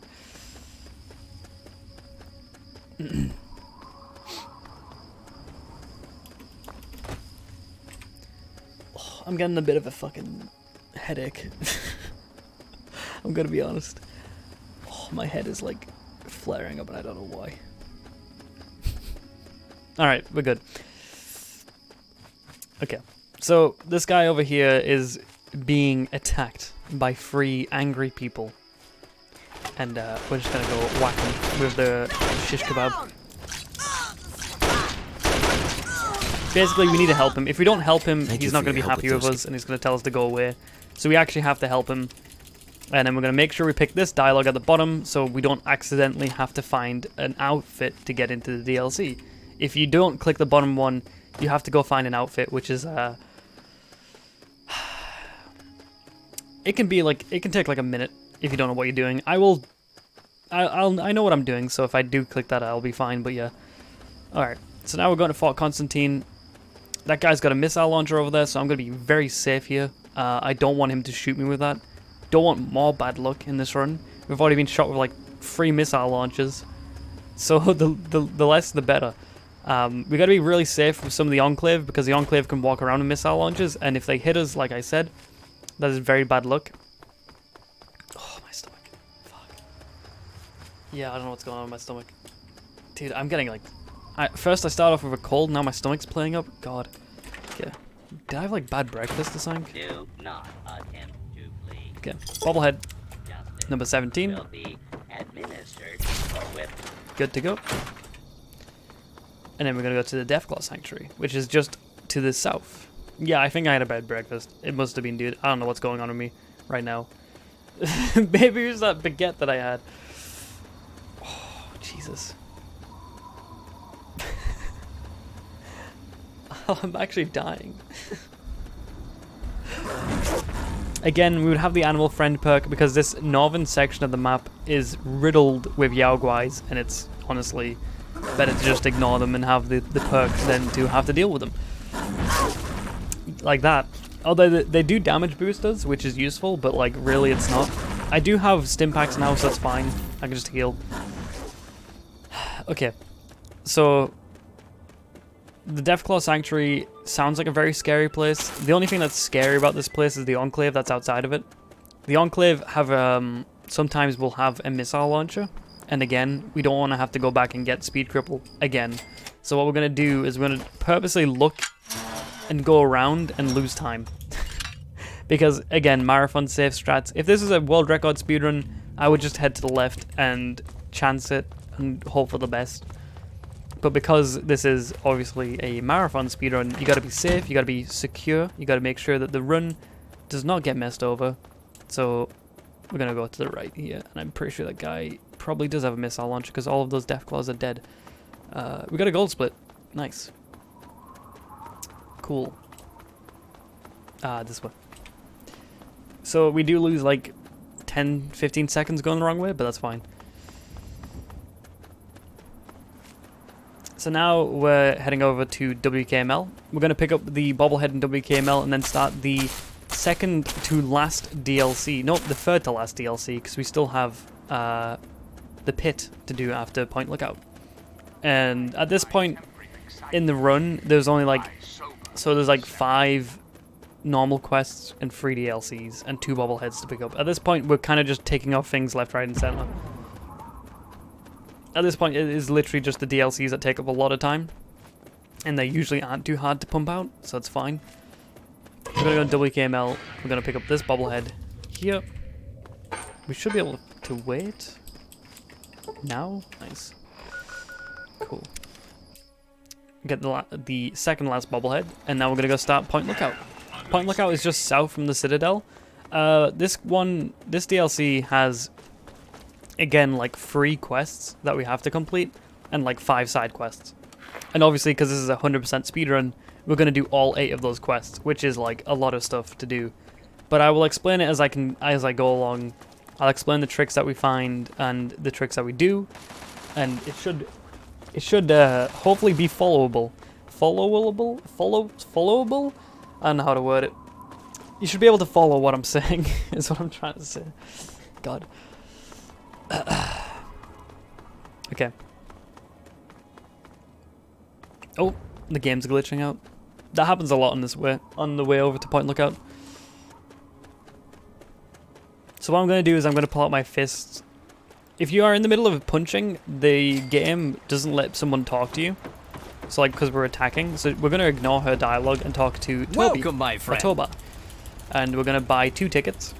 We're going to sell 2 things that I intentionally picked up earlier, which was the... on your guts. Didn't pick up the captain's sidearm. Great. We'll just sell some spare things. Wow. Alright, that's good.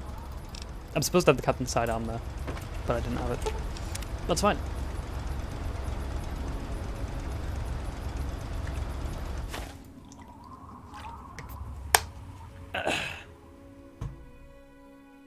Alright. So we're now in the DLC, and basically what happens in this DLC is we've got to play some mind games, essentially. Really what we're going to do is we're going to like double backstab Desmond, which is great, and we're going to do all of the side quests at the same time.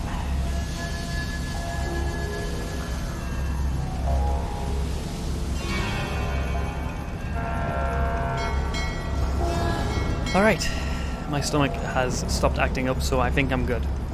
We'll see. God. Alright. So we're gonna go around this section. This section's actually, like, you lose FPS if you're looking up, but I guess because my new graphics card I don't have to, which is cool. So we have to discover some very vital locations again, just like we were in the older overworld, but this time we're in the Point Lookout DLC. This is my favorite DLC because of the amount of content that's in it. It's actually a really good DLC. The pit's really good as well, but this is like... The amount of content you get in this DLC is pretty good. I guess Fallout 3 was like a testing ground for like content for Bethesda, and I think they nailed it with the first load of DLC. But Zeta was the last DLC that they released, which happens to be the worst. And I don't know why that is. I would like to know why. Maybe I guess they just had a conflict of creativity, but the DLC just sucks. So local flavor... Not local flavor. Point Lookout has us collecting 3 specific holotapes that we need to unlock a safe, which is part of like this really obnoxious quest line that I wish we didn't have to do, but we do have to do. So we just picked up the first one. Yeah, Antique Land. We have to pick up 3 holotapes. Also, Shorty just died, which means we just completed the enslavement quest, which is nice. We discover Marguerite's shack for later. God, my throat is so dry. Jesus Christ. Hopefully it should pop up any second. Is it gonna? I think it already is. Let me just check my thingy. Quest. Strictly business. Susan Tempany from... Okay, well that quest is completely messed up. I have to go... Once I get out of this DLC, I'll have to check it out. I've run out of water to drink, waifu. I don't know what's going on in my strictly business quest. I'm pretty sure I enslaved Susan Tempany. But the game's telling me that I didn't. Which is very troublesome. I'll have to check that out when we get back to the overworld. And see what's going on there. We'll see. Yeah, that's my last of my water. Oh my. I think we might have not completed strictly business. I think I'll click on the quest and try and complete it, but I think Susan's bugged out. The game does have its troubles. We'll see though. All these locations, by the way, that I'm discovering are intentional. We're going to discover this mansion, head to the right, and go into a nice little tube. This tube is going to lead us to the Velvet Curtain quest line, which we can completely bypass by going in and clipping out of bounds. This trick that I'm about to produce was found by Ranariff, and it saves a hell of a lot of time, like 2 minutes, and it means that we don't have to do a lot of stuff, which is great. Yeah, we deactivate this. Turns out it was a trap this entire time. Oh no! And we leave. That's the Velvet Curtain complete. We get the quest added and the quest completed in like the same instance. So then we go over here. And what we're going to do is we're going to go... Well, actually, no, we need to kill these guys.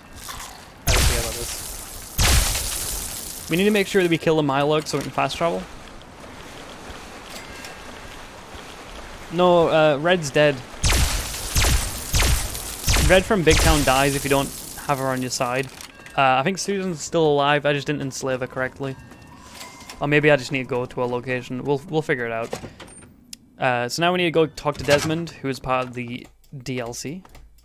Oh god, I messed it up. Ooh, no. There we go. Cool.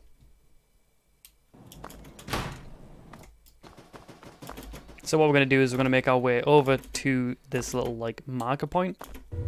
Desmond's going to spawn in. We're going to get into this little nook, talk to Desmond. Oh, here comes. We're going to try and dismiss him. He's going to tell us to become a tribal. We're going to tell him we'll think about it. But we do. Sparrow alert. At this point I'm going to get energy weapons up because that's all we're using at this point. An animal friend, the perk I said I was going to get, which is useful for fast traveling, and it's also useful for when we're in the overworld, which we're not in right now, but it is useful overall. Okay, so now what we've done with this section of Point Lookout, we're going to go to the cathedral. We're going to pick up some items from Marguerite's special booze, known as moonshine, and then we're going to ask where the leader is, which is great. Again, clipping out of bounds, because we're not supposed to be there just yet. The game, we're kind of like breaking the sequence of this game at the same time of actually doing it in the right order, because we're supposed to be taking some extra steps, but you'll find that we skip like a lot of extra steps. Yes, steps. Alright, so now we need to go find the other 2 holotapes for that really obnoxious quest I was talking about, and they're over to the northwest. Skips. So we have them just over here. Hello? Oh, yeah, nice. They're in these like little mud holes in the ground, I guess you could call them. And we need all 3 of them to unlock a special chest, which has like absolutely nothing in it, and it's completely useful. Useless, not useful. But it's a quest that we have to do, and because we're doing all of the DLCs and all of the DLC quests, and it's marked as an actual quest, we actually have to do it. And I wish we didn't have to, because this entire DLC would be like 2 minutes faster. 2 minutes? Yeah, probably like 2 minutes faster if we didn't have to do it. It's like my only pet peeve with this entire DLC is this one quest. But hey, it is what it is. So now we're gonna go get the last one, which is just over this way, which is useful. And then we're gonna go make our way to where we go smoke some weed. There's a plant in this game, well, in this DLC, that we eat, which causes us to get hallucinations and causes us to get high. We entirely skipped that section. Also, I didn't split, and we don't actually deal with it. But I guess you could compare it to like taking weed. I guess your character sees a lot of things and a giant baby. Stuff like that. One of the most memorable moments of Fallout 3, but we do skip that, unfortunately. It is faster to just go out of bounds. Fly. So you'll see it here. What we're going to do is we're going to walk into the section, clip out of bounds, and just go the exact same way. The game has you going for like an entire U-loop, if you know what I mean, to get to the weed. But you can just bypass this by doing this nice little trick. Oop, nope, I'm stuck. Never mind. Here we go again. Second try. Nice. There we go.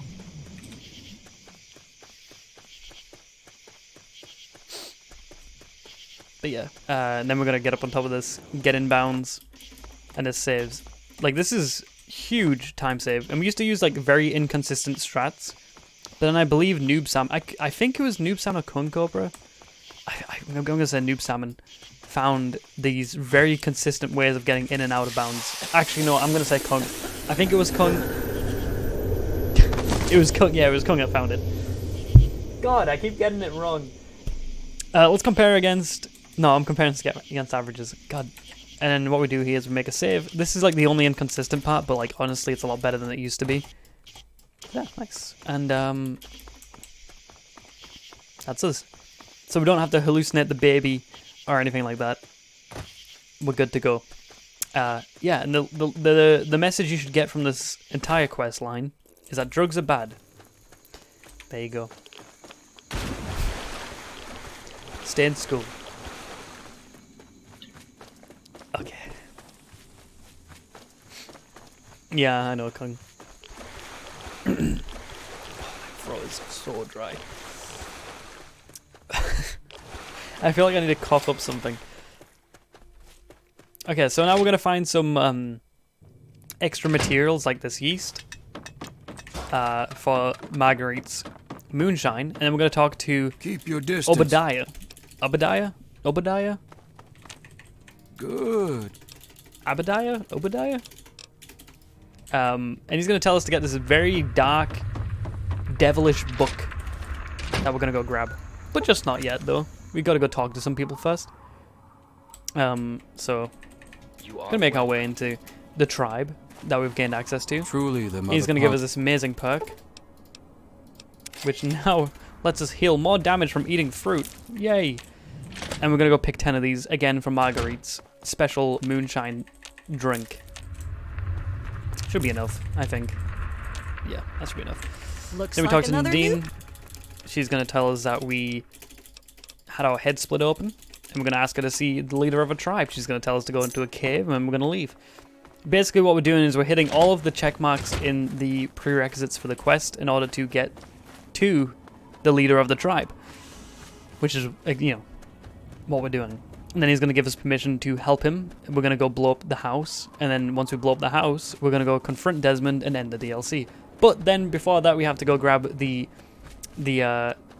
book. We have to go do Pilk Safari, which we're doing right now. We have to make Marguerite's amazing moonshine, and we have to put in those free codes that we found as well, which is a lot of stuff to do because this DLC has a lot of content.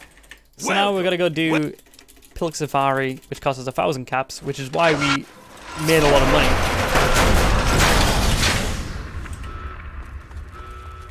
Which involves us killing off zombies in a Call of Duty Zombies manner, I guess you could call it.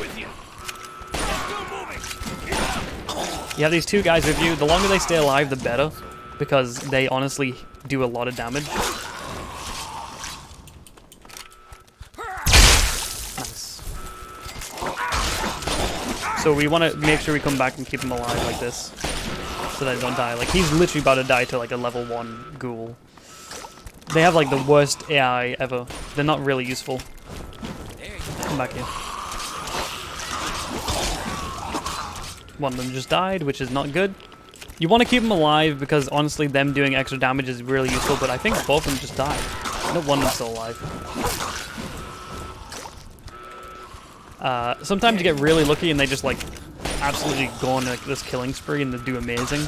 And sometimes like right now they just do nothing and die. It really just depends. I gotta make sure I check down here. Nope, okay, I think the last one's up here. Is he? Oh, there he is. What are you doing? That's us. Alright, Pilk Safari. Not a bad safari, actually. Yep, and we leave. He gives us the Dismemberer, which is like basically the Bloody Mess perk in a weapon. It's actually pretty fun to play with. Because if you hit someone with it, they just blow up. But yeah, because I've got the Bloody Mess perk, we don't need it. I am 9 minutes behind, but to be honest, with how unlucky we got in this run, this is actually not too bad. So I'm gonna take it. Personally, we've dealt with 1 crash and 2 losses of speed cripple. I think this is totally fine. No, we had 2 crashes. Yeah, we had 2 crashes and 1 loss of speed cripple, I think, right? Can't remember. And I had to go back to check the National Guard depot to make sure we had the bobblehead. So I think we're good. Anyways, moving on. Now we're gonna go blow up a house. You know, just your typical Wednesday afternoon. Hopefully the game does not crash here. Nice. It's a very common crash spot because there's so much like audio going on. I think the game just gets overwhelmed. Something like those lines. A lot of the problems in this game crashing have to do with audio issues. I knew it. Which is ridiculous, but that's the way the game works, I guess. Okay. But Fallout 3 does crash a lot. But honest to God, crashing in this game isn't the worst thing to happen because you can just reload the game. It is. Like, you can always recover runs in this, no matter what happens. Because you always have tons of saves. And you can just reload saves, and it's really, really forgiving. Okay.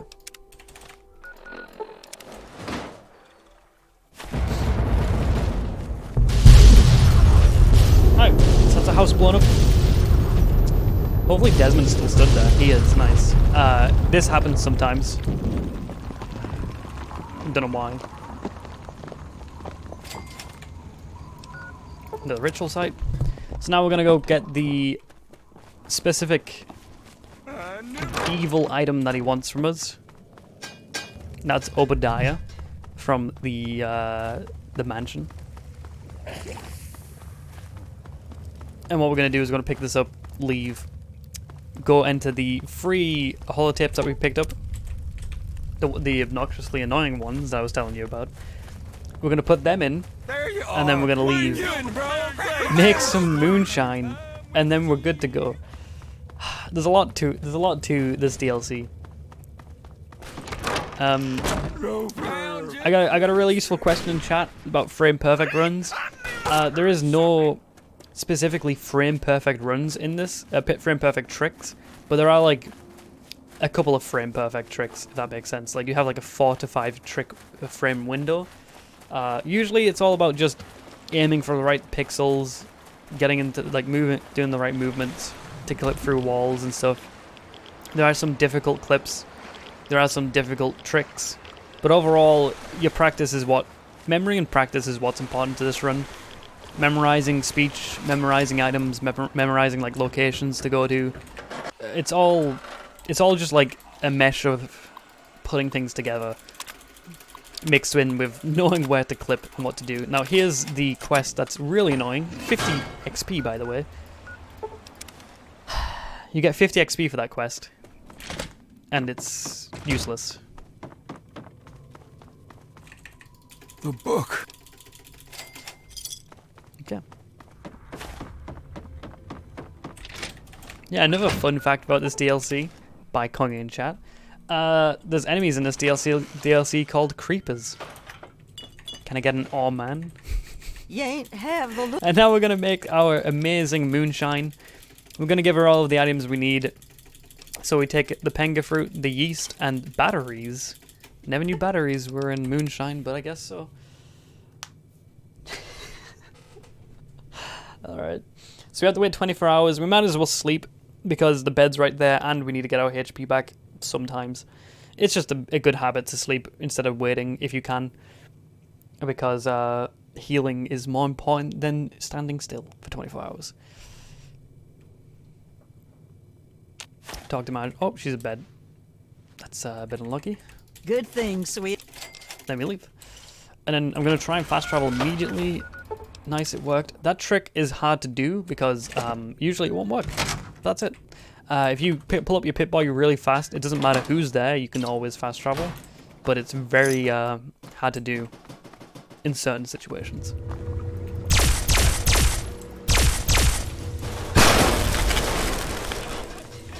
That's us ending the DLC, by the way. So we just kill Desmond. Turns out he was a... Desmond was no, it wasn't Desmond. It was the guy. I honestly forget what happens in this DLC. It's so Desmond dies, and it's the brain that we kill, that we said we were going to help. All right, let's make it to the pit. Okay, God. So the pit is again another really good DLC in Fallout 3. Except this one doesn't have an obnoxiously amount of side quests. This one just has 2 main quests, which is good. Let me do the talking. And then we're going to do, I think it's Trouble in the Homefront, Riley's Rangers, and then we're good to go. And then what we're going to do is we're going to end the game and then start Broken Steel. Alright. I should probably explain what I'm doing right now, seeing as you're probably questioning why I'm in third person. Well, the pit has amazing things, one of them being that fence there. The fence you can just clip through, great, and you can just continue to the DLC with your items of your choice. Now the one downside to this is that Werner will not follow you most of the time, which means that you completely softlock the game. But if you run in third person like I'm doing, you run so slow that Werner has no choice but to follow you. And if he has no choice but to follow you, then he is going to make it into the DLC. The DLC does not softlock, therefore you can complete the DLC, therefore it's applicable to a speedrun. So what we're doing right now is we're running across this bridge. Ron is going to follow us. He's going to make it all the way to the end of the DLC. We're going to go do the first quest of the DLC, wait 1 hour. Werner's going to be there right next to us. We're going to talk to him, because he's the bad guy, by the way, in this DLC. We're going to talk to him, convince him to leave using the Black Widow quest, Black Widow perk that we picked at the start of the run. And then he is going to leave. We're going to finish the entire DLC. That's us. This DLC takes, like, literally, 6 minutes. So, it's a very short DLC. But it's by far one of the best. We are going to do more than that, though. We do have to go, like, fight in an arena and stuff like that. But, hey, we'll get to that when we get to that. Alright, it's nice. That section is very scary because you have to walk across like this thin wire on the bridge, but other than that, it's fine. Sent you, didn't he? Alright, we talked to Medea. She's going to tell us to go get 10 steel ingots. Well, no. She's going to tell us to meet her in a house. Then she's going to tell us to get 10 steel ingots, but we can go get the 10 steel ingots first. In fact, it's advised that you get the 10 steel ingots first. So what we're going to do is we're going to head up to the steel factory. And we're going to clip through this very hard to clip through door. Hopefully I get this like very efficiently. Please. This clip is ridiculously hard, by the way. Yep, there we go, nice. Well, not ridiculously hard, but it is quite a precise trick clip. It used to be a lot harder than it is now, but before it was like, you'd have to run up to the corner and clip in. Kind of similar to the presidential door clip. Alright. So now I have to pick up 10 steel ingots. My throat is very dry. And it's very hard to commentate right now. So that's 4. Got these 2, that's 6. 8, 9. So 7, 8, 9. And we're going to get this 10th one here. And I don't think we're going to be able to fast travel. But if you can't fast travel, you just walk into here. And there should be one enemy that comes running around this corner. And then now you can fast travel. Again, fast traveling in this game is very important to how well your speedrun's doing. Being able to fast travel almost immediately is like a godsend. And that's how you know you got a good speedrun. My world record, like I said, only had 2 interruptions. All right, we can talk. So Medea talks to us, she tells us to get 10 steel ingots. And we tell her, oh, turns out we've actually got the 10 steel ingots. Then we leave. And This person gets tossed off. Come on. Cool. Madam, the rest of you. Alright, so now what's happening is the entirety of the pit DLC are told about the fighting pits and how somebody was a traitor or something. I honestly can't remember, but basically what we're going to go do is we're going to go fight in the pits. At this point in the DLC, we're only supposed to have very basic weapons. But because we did the glitch at the start, we have all of our weapons available, which means we can just go in and alien blast everyone. And what are you doing down here? Which completely takes away the difficulty to this DLC. Also, the announcer from Oblivion's back. Nice to him.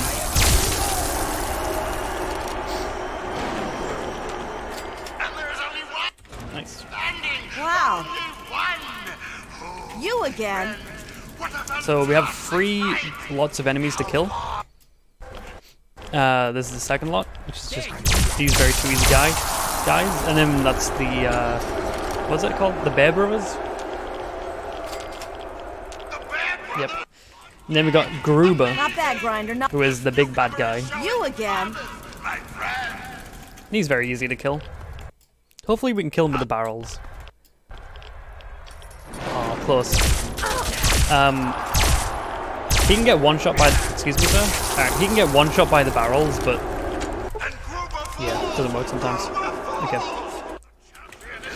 Well, now. Crenshaw talks to us. We have to grab our items. So we have to grab our items from that loot box. Loot box. We have to grab our items from that box, because the game thinks we don't have our items. We need to do that in order to finish the quest. It's necessary. And then we can leave and make our way up to the tippity top of the pit DLC. To which where we're gonna basically wait for an hour. Werner's gonna teleport in, like I said, and then we're gonna go end the DLC. That's literally all there is, because we're not supposed to be able to talk to Werner at this point. Werner's supposed to be in the steel yard, and we're not supposed to be able to talk to him. But because he's still trying to follow us into the DLC, the game just completely breaks and he teleports in. Hopefully. There he is. Ah, you finally made it. Then because we use the Black Widow perk, we don't have to do a speech check. Means that it's 100% guaranteed that we're going to pass it. And we're good to go. Now we go talk to Asher and tell him we finished the DLC. Although you still got to go through this dialogue with this guy, because that's how he introduces us. So we do have to quick save, quick load for all of this. Which is a bit obnoxious, but it is what it is. I knew Nice. Bottom option, reward. And he tells us we can leave the pit. And that's us done. That is the pit DLC finished. We're good to continue. Not such a I'm gonna go check on the strictly business quest, because I want to go check why that's completely screwed up. So I'm gonna go do that quickly. Alright. Because I don't know why that hasn't complete yet. Oh, I know why. Because I haven't been to Paradise Falls. What are you doing here? Alright, so Riley's Ranges, which is... Yep. And what we're going to do for Riley's Ranges, we just need to discover... No, this is Trouble in the Home Front. What am I doing? Oh my. Okay.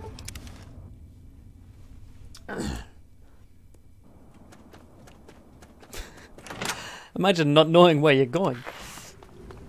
So, trouble in the home front is the return to Vault 101. Pretty simple. You go in, you destroy the entire vault, and you leave. It's again, the easiest and fastest way to deal with the quest. The other ways would have to be like talking to people and dealing with the overseer. It's not really fast. You can just do this way of just walking around, killing someone, and polluting the water levels. Which basically somehow deals with the problems. I don't know why that works. Apparently it does. So we kill Stanley, poor Stanley, the maintenance worker. We do 3-2-3.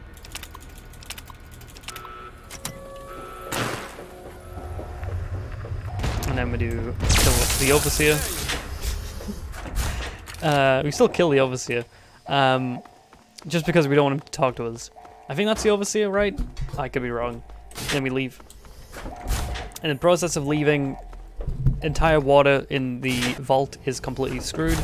We leave, and I don't think this forces everyone out, but it just somehow completes the quest. And I don't know why. I think it's one of the quest outcomes is to just sabotage the vault. That's what we decide to do. And now we can go do Riley's Ranges. Finally.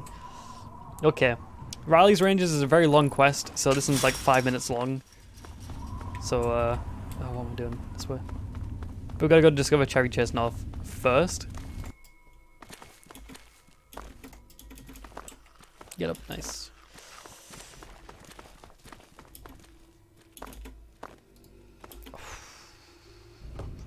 I said I wasn't gonna read out subs, but I just got a 26-month resub. Yo, Mash, thanks for the 26-month resub. No notifications, dude. It's in the title. Okay, I'm gonna check this here for our quantum. Oh, we got one. Nice. Alright, now I can show you the duplication process again. There we go. We just got 36 Nuka-Cola quantums. Great. Now we don't have to find them later on, which saves us a bit of time. Now we clip out of bounds. We go to Cherry Chase North. We discover this, which is useful for later on. Because we want to get to GNR later on, right? And then we're going to go do Riley's Ranges. I think I'm going to move Riley's Ranges until after the end game process, just to make it a bit more fluid in the entire run. But I don't mind where it is. Again, we're clipping out of bounds. A lot of people don't like the clipping out of bounds in this run. I personally prefer it. It means that we don't have to do a lot of like endless walking. Because without it, there would be a lot of things that we wouldn't be able to. We'd have to like. We'd lose a lot of time if we couldn't clip out of bounds in this game. A lot of time. Okay. So now Riley's Ranges. If you know what Riley's Ranges is, basically a bunch of ranges from Riley's platoon are stuck on top of a roof, and we gotta go save them. You're supposed to go through this hospital to the right. I'm not gonna do that. I'm gonna go up this to the left, which is a bit dangerous because you can soft lock here. Not soft lock, but get stuck. But we should be fine. I know what I'm doing, I think. Do I know what I'm doing? I do know what I'm doing. Let's go. Nice. Right. So this jump here is a bit difficult. Honest to God, I don't know how anyone found this jump, but there we go. And then again, we clipping out of bounds again to get on top of the excuse me. There we go. On top. This entire inside section isn't actually much slower, but it is at the same time. It's like you lose like 10 seconds if you decide not to go out of bounds, but honest to God, it's better to just go on top of the boundaries and clip back in bounds over here. Gonna make a save, make sure I don't mess it up. Ooh, we might not be good here. Oh, we've saved it. Okay, repair the elevator, which is why we have the repair skill. Picklock this door. That was weird. We got the animation for the picklock, but it broke. Okay. Clip in bounds here. And now we're on the roof. So, because we're on the roof now, we can go talk to Riley's Ranges. They've been fighting off a lot of super mutants, as you can see. And we're just going to talk to them and then leave. We're going to kill like 5 super mutants on the ground floor.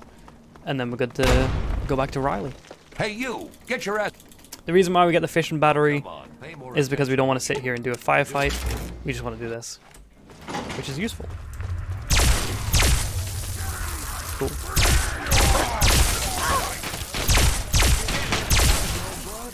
Did they kill the one up here? They did. Nice. Okay. So that's all of the super mutants done. And what we do here is we go like this.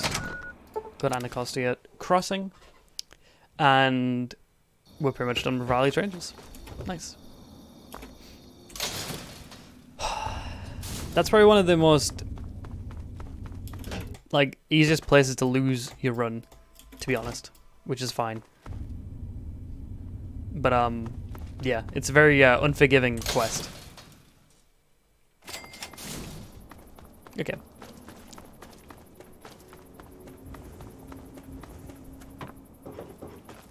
So we're just gonna hand in this quest to Riley, who's over here. That guy's talking about a worm in his mind. I always forget what's wrong with him. I'm pretty sure he's got like, I don't know, what is wrong with that guy again? Has he got like worms in his head or something? I can't remember what's wrong with that guy. He's crazy though. But Riley's just over here. Just gonna unlock this door. Jesus Christ. I need to get some more water, dude. That's what I'm gonna do when I do the end game process. Okay. You look like you've been through. So we just take the armor from her. We leave. Good to see you in one piece. And then we're good to go. Excuse me. Oh, they got in the way. And then we just go to Cherry Chase North. Okay. So now we gotta go discover GNR. There's a pretty funny section here, I guess you could call it funny. Because we've done like Waters of Life early, before this section, the game gets very confused and doesn't know what to do. Like as you can see, nobody's here when they're supposed to be. So what we can do is we can actually bypass this entire quest line.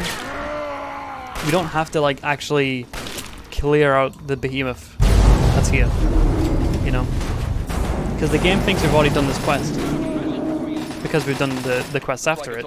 So it's all clear, by the way. Yes, all clear. Great. So then we go up and talk to Freedog. We're basically setting up the Freedog quest, but we're also setting up our way to skip Liberty Prime. The look on your face says by getting Sentinel Lions, no, Sarah Lions, to follow us across the bridge. And this is only doable if you do GNR just before, well, do the first half of GNR before handing in the game, the end game sequence, which means we don't have to escort Liberty Prime, and we can still access the Broken Steel DLC. It's a very hard skip to explain, but all you got to know basically is we're tricking Sarah Lyons to cross the bridge with us and to end the game with us when she's not supposed to. Yeah.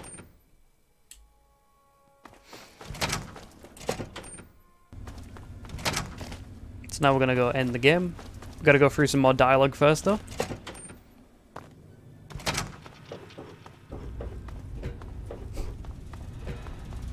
All I'm saying is the. Alright, so we're gonna skip all of this dialogue between these three. They're gonna talk to us about the Gek, which we obviously just lost. Like a long, like, when did we lose the Gek? Like an hour ago? God, it was a long time ago. What? So I think it's Sarah that's gonna talk to us? Yes. Yeah. Before we get started, We're gonna tell her we don't want her armor, because we don't need it. We don't want extra carry weight. She's gonna talk to her platoon, like Riley's Rangers, I guess. Something about a fresh cup of water on me once the job's done. That gets sent up.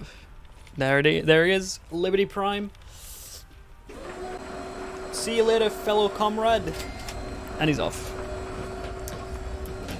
So now we're gonna go do the end game quest. And we're just gonna level up useless things. Finesse, which we don't need. Perks don't matter at this point, so. Like I said, the only perks that matter are like the first 5 levels of perks.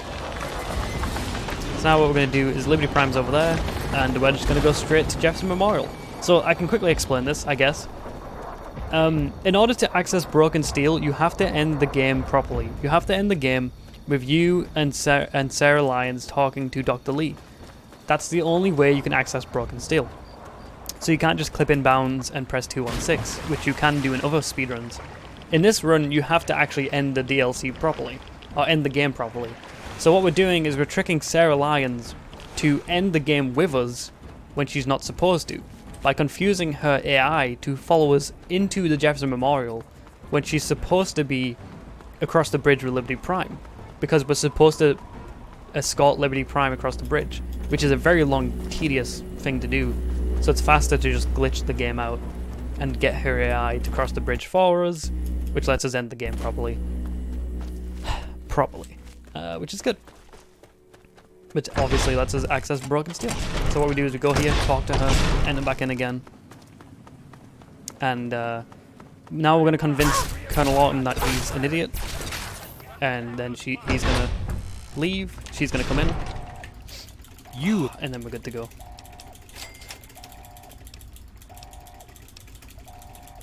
Please work. Nice. Watch your spacing. Awesome. Concentrate Great. your fire. So she's gonna be like, "Why'd you let him leave?" Hello. And she's gonna run over there. Hello. Dr. I'm Lee? gonna push her in here to Sarah skip the dialogue. Well, so much. Tell her I'll start the purifier. She's gonna leave again. And then we're gonna press 216, and then I'm gonna go pee and get some water. Dry throat, by the way. Alright, nice. Gold split as well. Holy smokes. Alright. So now we have to watch the entire end game cutscene. It's in the run.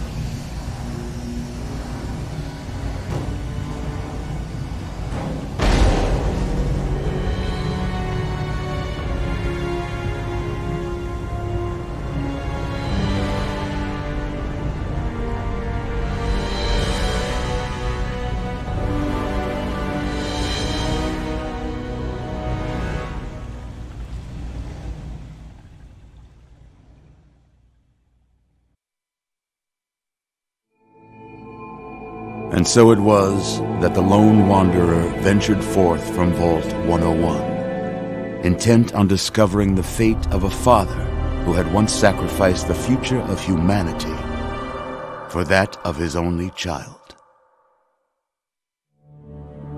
The capital Wasteland proved a cruel, inhospitable place.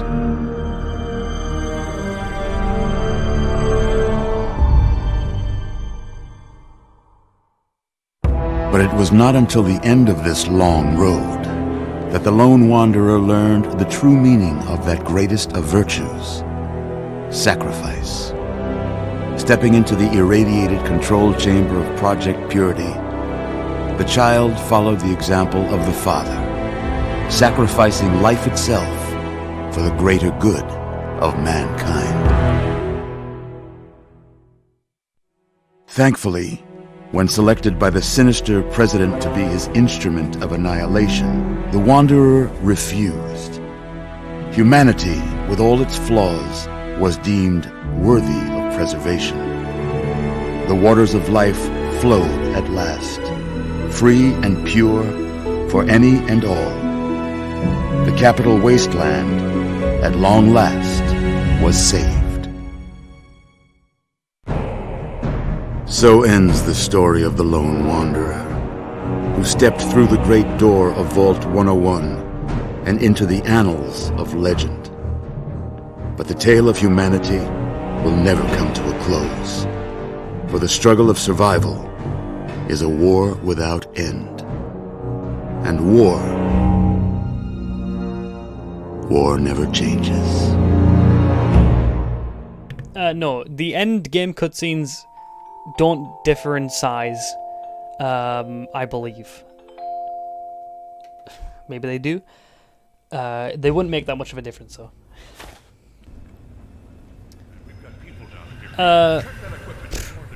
Maybe I'd be able to take a break during the end game cutscene, Liam. I usually do that most runs. After all this, to be left in a state like that? Most 100% runs, I only take a break during the end game cutscene. Alright, back to it. Okay, so now we're actually in Broken Steel now. The end game process have went through, and we've officially beaten the game. and initiated the endgame DLC. So we're gonna go do 2 very basic side quests first to get the game over and done with. But we have to go talk to the guy down here. God, I forget his name. Well, Scribe Rothschild. Yeah, that's the one. So he's going to tell us about what's happened in the 2 weeks we've been knocked out. Basically, the Enclave have pretty much vanished to a strip, to, well, an airstrip to the, I think it's the south. If there's anything else. The Brotherhood of Steel have pretty much taken over the Wasteland. And we're good to continue. Yeah, PowerPoint. So now we're going to go to Jefferson Memorial, which you can see has been taken over by the Brotherhood of Steel, which is kind of troublesome considering the Enclave took it over in the same kind of faction, but you know, it is what it is.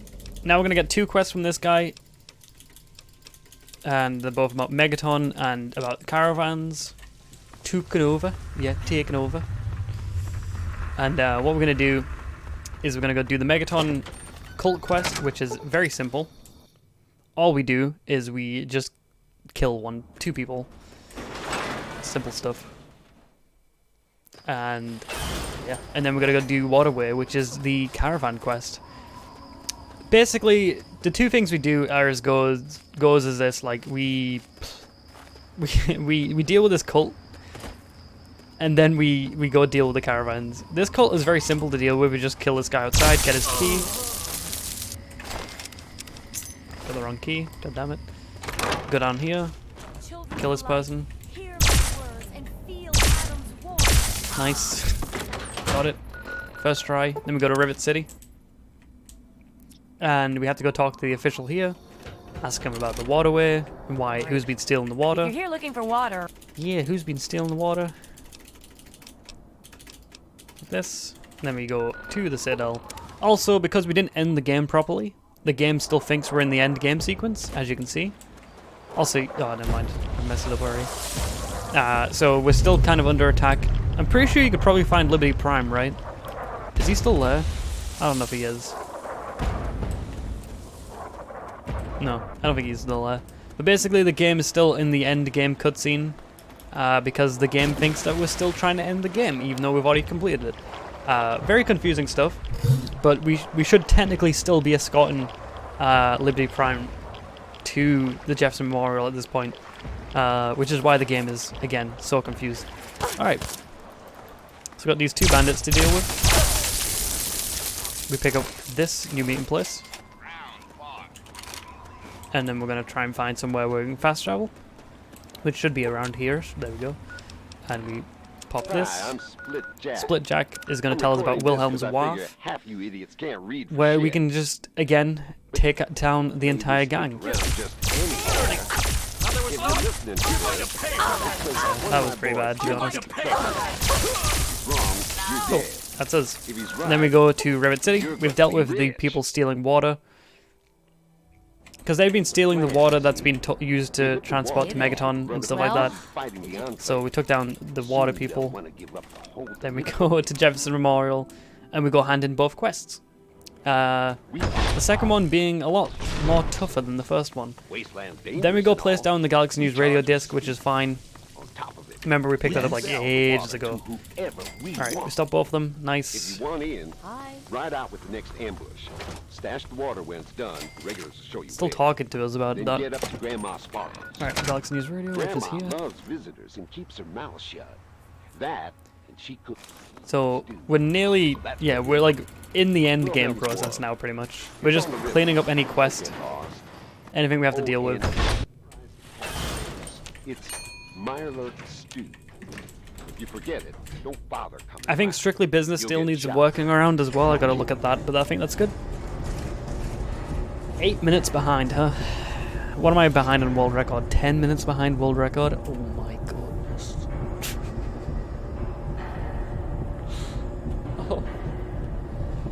Oh, it's so bad. Okay.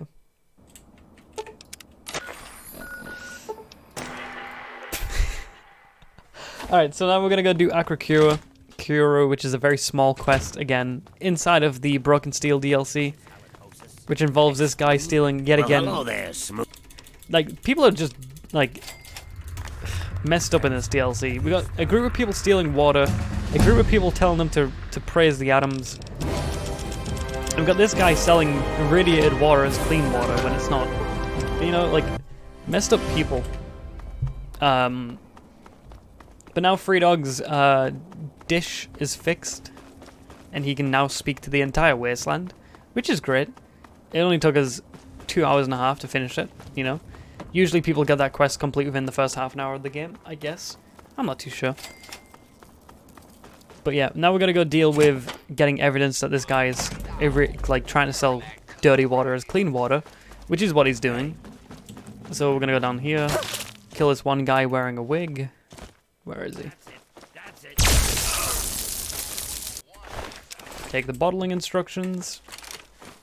And again, we have to play the audio tape. I don't know what it is, but with this DLC and audio tapes actually becoming like a necessary thing. I think it's like a new mechanic they probably figured out. Can I go this way in fast travel? I don't think I can. I can. Nice. Huh, I never knew that. Alright, so we just play this. This is Griffin recording. All you clowns Now we have listen up. substantial evidence against this guy, enough to tell him that we think he's stealing water, or selling unclean water. First off, shoot anyone who isn't me or one of you. That's the quest Don't complete. want anyone nosing around here. And then we're gonna go to GNR, hand in the quest, dupe the Nuka-Cola Quantums, which we've already done. But don't let them in. And that's us pretty much done. Like, at this point we don't have much quest to complete. Alright. Later. Then fill the empty bottles with the treated Like, we're pretty much done now. When you get enough bottles to make Alright, where is... make a trip over to where is he? He's here. I'll take Nice. the new bottle. Hey, alright! So, he's gonna thank us for fixing his radio station, which we did. Free Dog is very nice to us. Tells us where Dad is, even though we've already done that, which is great. And then we're gonna go dupe Nukas and head to Gerdeshade. Now, Gerdeshade, is where you do the Nuka-Cola Challenge quest. We've already done that now, because we've already done the duplication. Sierra And we just have to hand in the quest. So we just do this. Make sure we do the right speech so we don't have to take on a amazing tour. Here we go to Paradise Falls. Please. Please work. I hope this does. Oh yeah, this guy talks to us still. Susan thought she could... Nice. Okay. Thank goodness. Because I thought that quest bugged out, but it didn't. It turns out I was just thinking about it the wrong way. So Strictly Business is complete. We did it. That didn't mess up. Now we gotta do Escape from Paradise Falls, and we have to get the last bobblehead. Yes, we do this like so much later in the run now. And what we're gonna do is we're gonna go pick up the bobblehead. I've got like a kind of safe strat for this. Pick up the bobblehead. Go up here. Buy some kid slaves. So now we buy some children, which is a bit messed up, but you know, game's gonna have to be a game. And it turns out we were only buying them so we can free them. Yay! What the hell, Wadey? They're free! Hey. And we leave Paradise Falls. Well, I guess that... Then now we can actually start. Now we can actually start Broken Steel. Oh, my throat is so dry. So much talking, dude. Well, well. Plus that I've got a cold as well. It's like really a lot of work. Okay, so now we're gonna go fight our way through with Liberty Prime. He's over here. Oh, he was there. Now he's over here. What up, Liberty? Nice. What a cool dude. I wonder if you can get him to crush you. So we just wait. What we're doing is we're kind of teleporting him around. Liberty Prime is like a normal person, I guess, like a normal character in this game. Whereas if you wait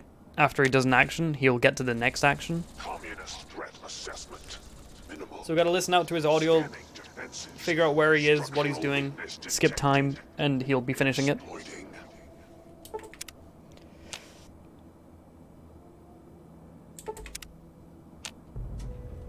Nice. So that's us done.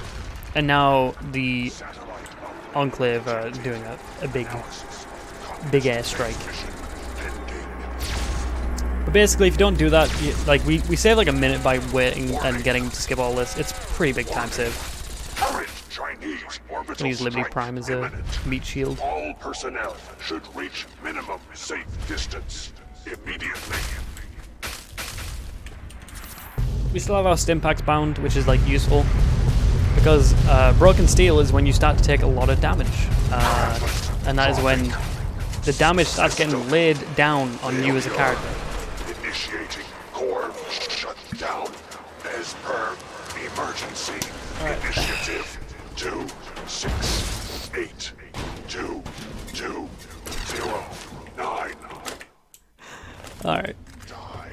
So now we gotta go out of this area. We gotta shoot our way out.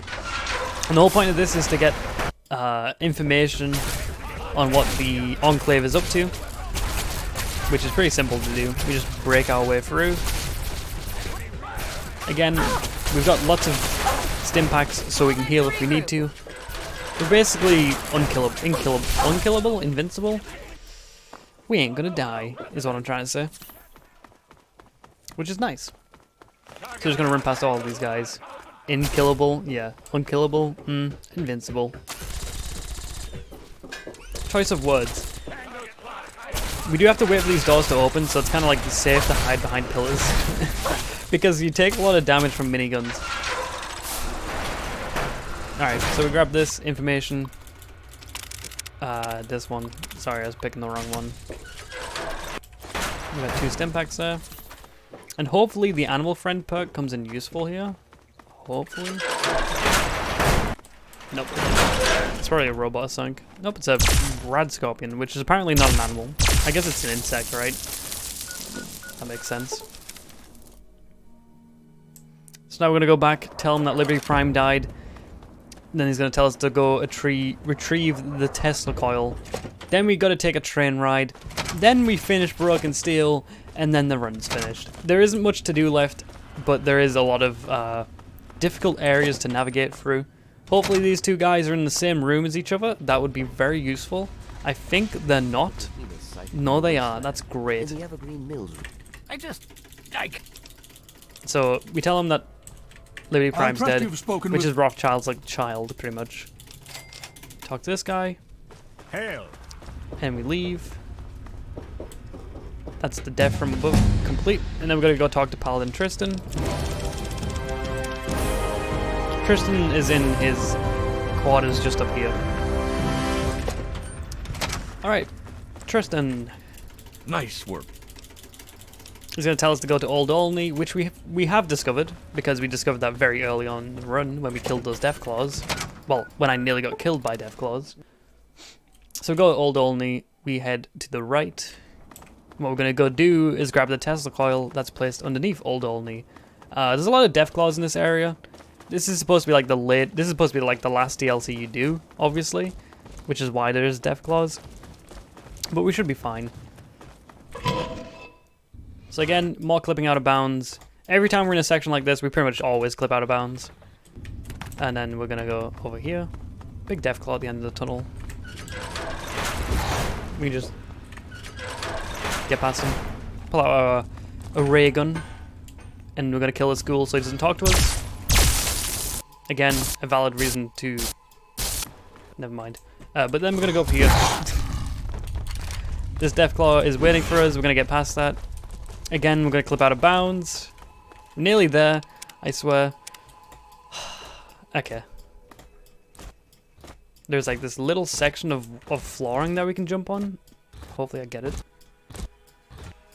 This Deathclaw is right behind me. Okay. Then you go over here. Nice. This section is very hard to traverse without knowing what you're doing. Ooh. That was not clean. This is clean. Nice. Cool. That's us done. pretty much done. Now we gotta go grab the Tesla coil, and then we gotta fast travel out.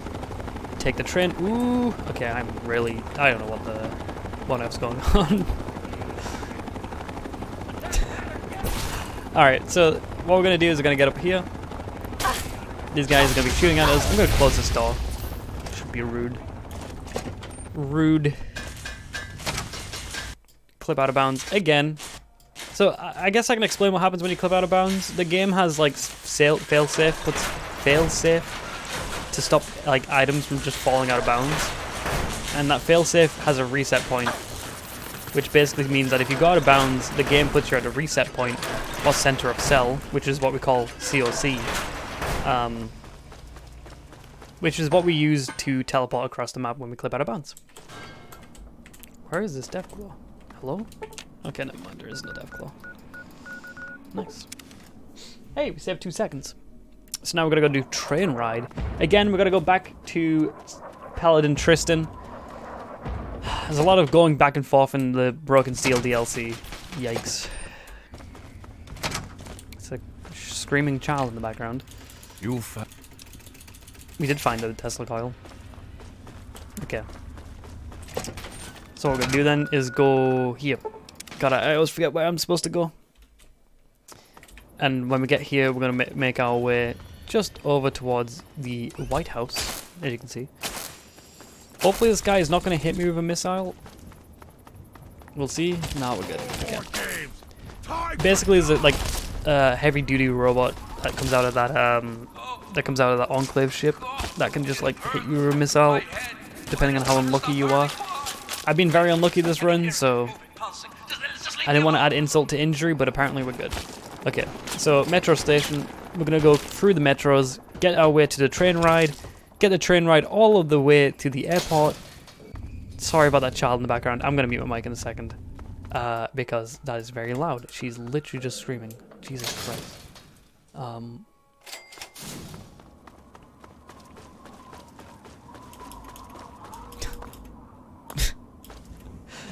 You guys can't hear the child? Okay. Good. I can hear it. Because she's in the bathroom underneath me. Alright, so there's a bus over here. You might not be able to see it, but you're going to see it now. There you go. That thing has a very big chance of blowing up while I'm walking past it, so it's better to just blow it up now and not have to deal with it blowing up later, if you know what I mean. When I'm walking past it, where it will ruin my speed cripple and then ruin the run.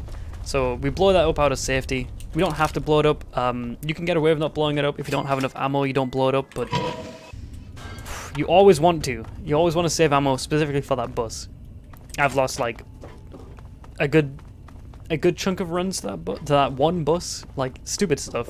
I was like, you know what? Why don't I just blow it up, like before I get to it? And big head strats is all I'm gonna say. Right, nice. Now we're gonna get to the train station, which again, clipping out of bounds. I guess that's like the thing you should take from this run is clipping out of bounds is good. Now I can't see what I'm doing. Oh no, I can't see. Oh, we're good. You have to kind of do that section blind because the game, because you're so like high on the COC point, the game doesn't give you field of vision. So like you kind of have to just freeload it, I guess. So now we're gonna clip inbounds, which clipping inbounds, in my opinion, is a lot harder than clipping out of bounds. So yeah, this section, not the best. Because clipping out of bounds, it's fine once you got it, but clipping inbounds, you gotta like, you gotta do a lot of things to clip inbounds in this game. Please. Oh, I'm not getting it. Yes, I do all of the extra quests. Nice. This speedrun is all DLCs, all DLC quests, and all bobbleheads. It is everything you can think about doing in Fallout 3, besides behemoths, secrets in the DLCs, and all miscellaneous quests. Which is like, hey, can you go clean the pipes in Megaton? Like, that's all like, hey, can you like go speak to the doctor for me? We don't include those, because those aren't really quests, right? Oh yeah, or collect all of the teddy bears for the kid. Nice.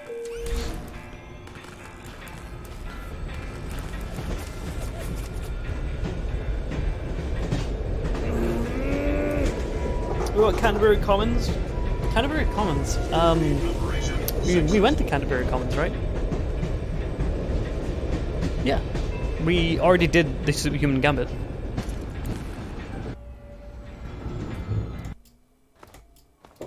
Nice. So now we're gonna go finish Broken Steel. Not long left on this DLC. It's very short.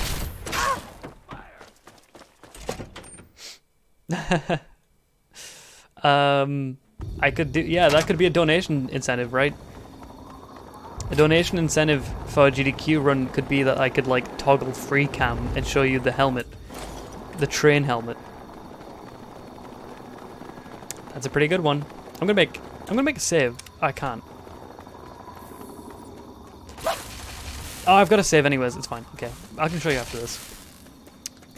But yeah. Ooh, that's not good. That is not good. That is bad. That is very naughty game. Okay. If you clip into there, it's very bad. It's very low chance of happening. I've only done that twice, but there's no way of getting out of it. And you have to just reload the game. I've done that twice now in this run, where I've like clipped into something accidentally. That is just partly me not paying attention, and partly me just doing stupid stuff.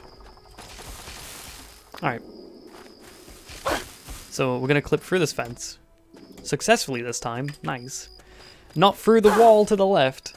And we're gonna make our way to the end of the Broken Steel DLC.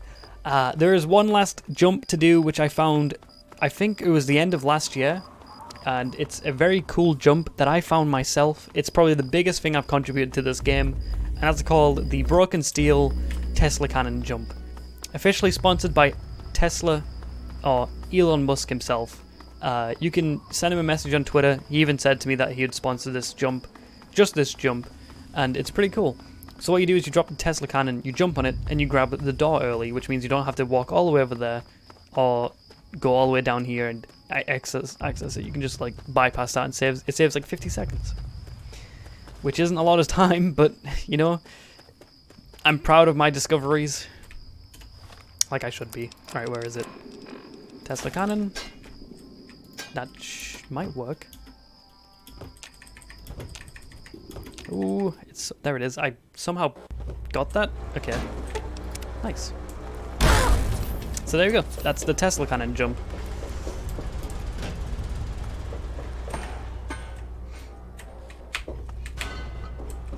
So what that does is it lets us access Broken Steel's end game sequence beforehand, because we're supposed to go up into a tower, turn on like the gate,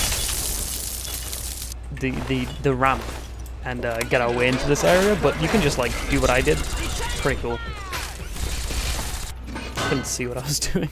Alright, so now we're gonna go in here and we're gonna blow up the Citadel. And the reason why we blow up the Citadel is because it's the fastest option to pick, and because it doesn't matter. So yeah, the Citadel is our prime time option. There is no real reason to pick this, but I think it's because it's faster. Oh god.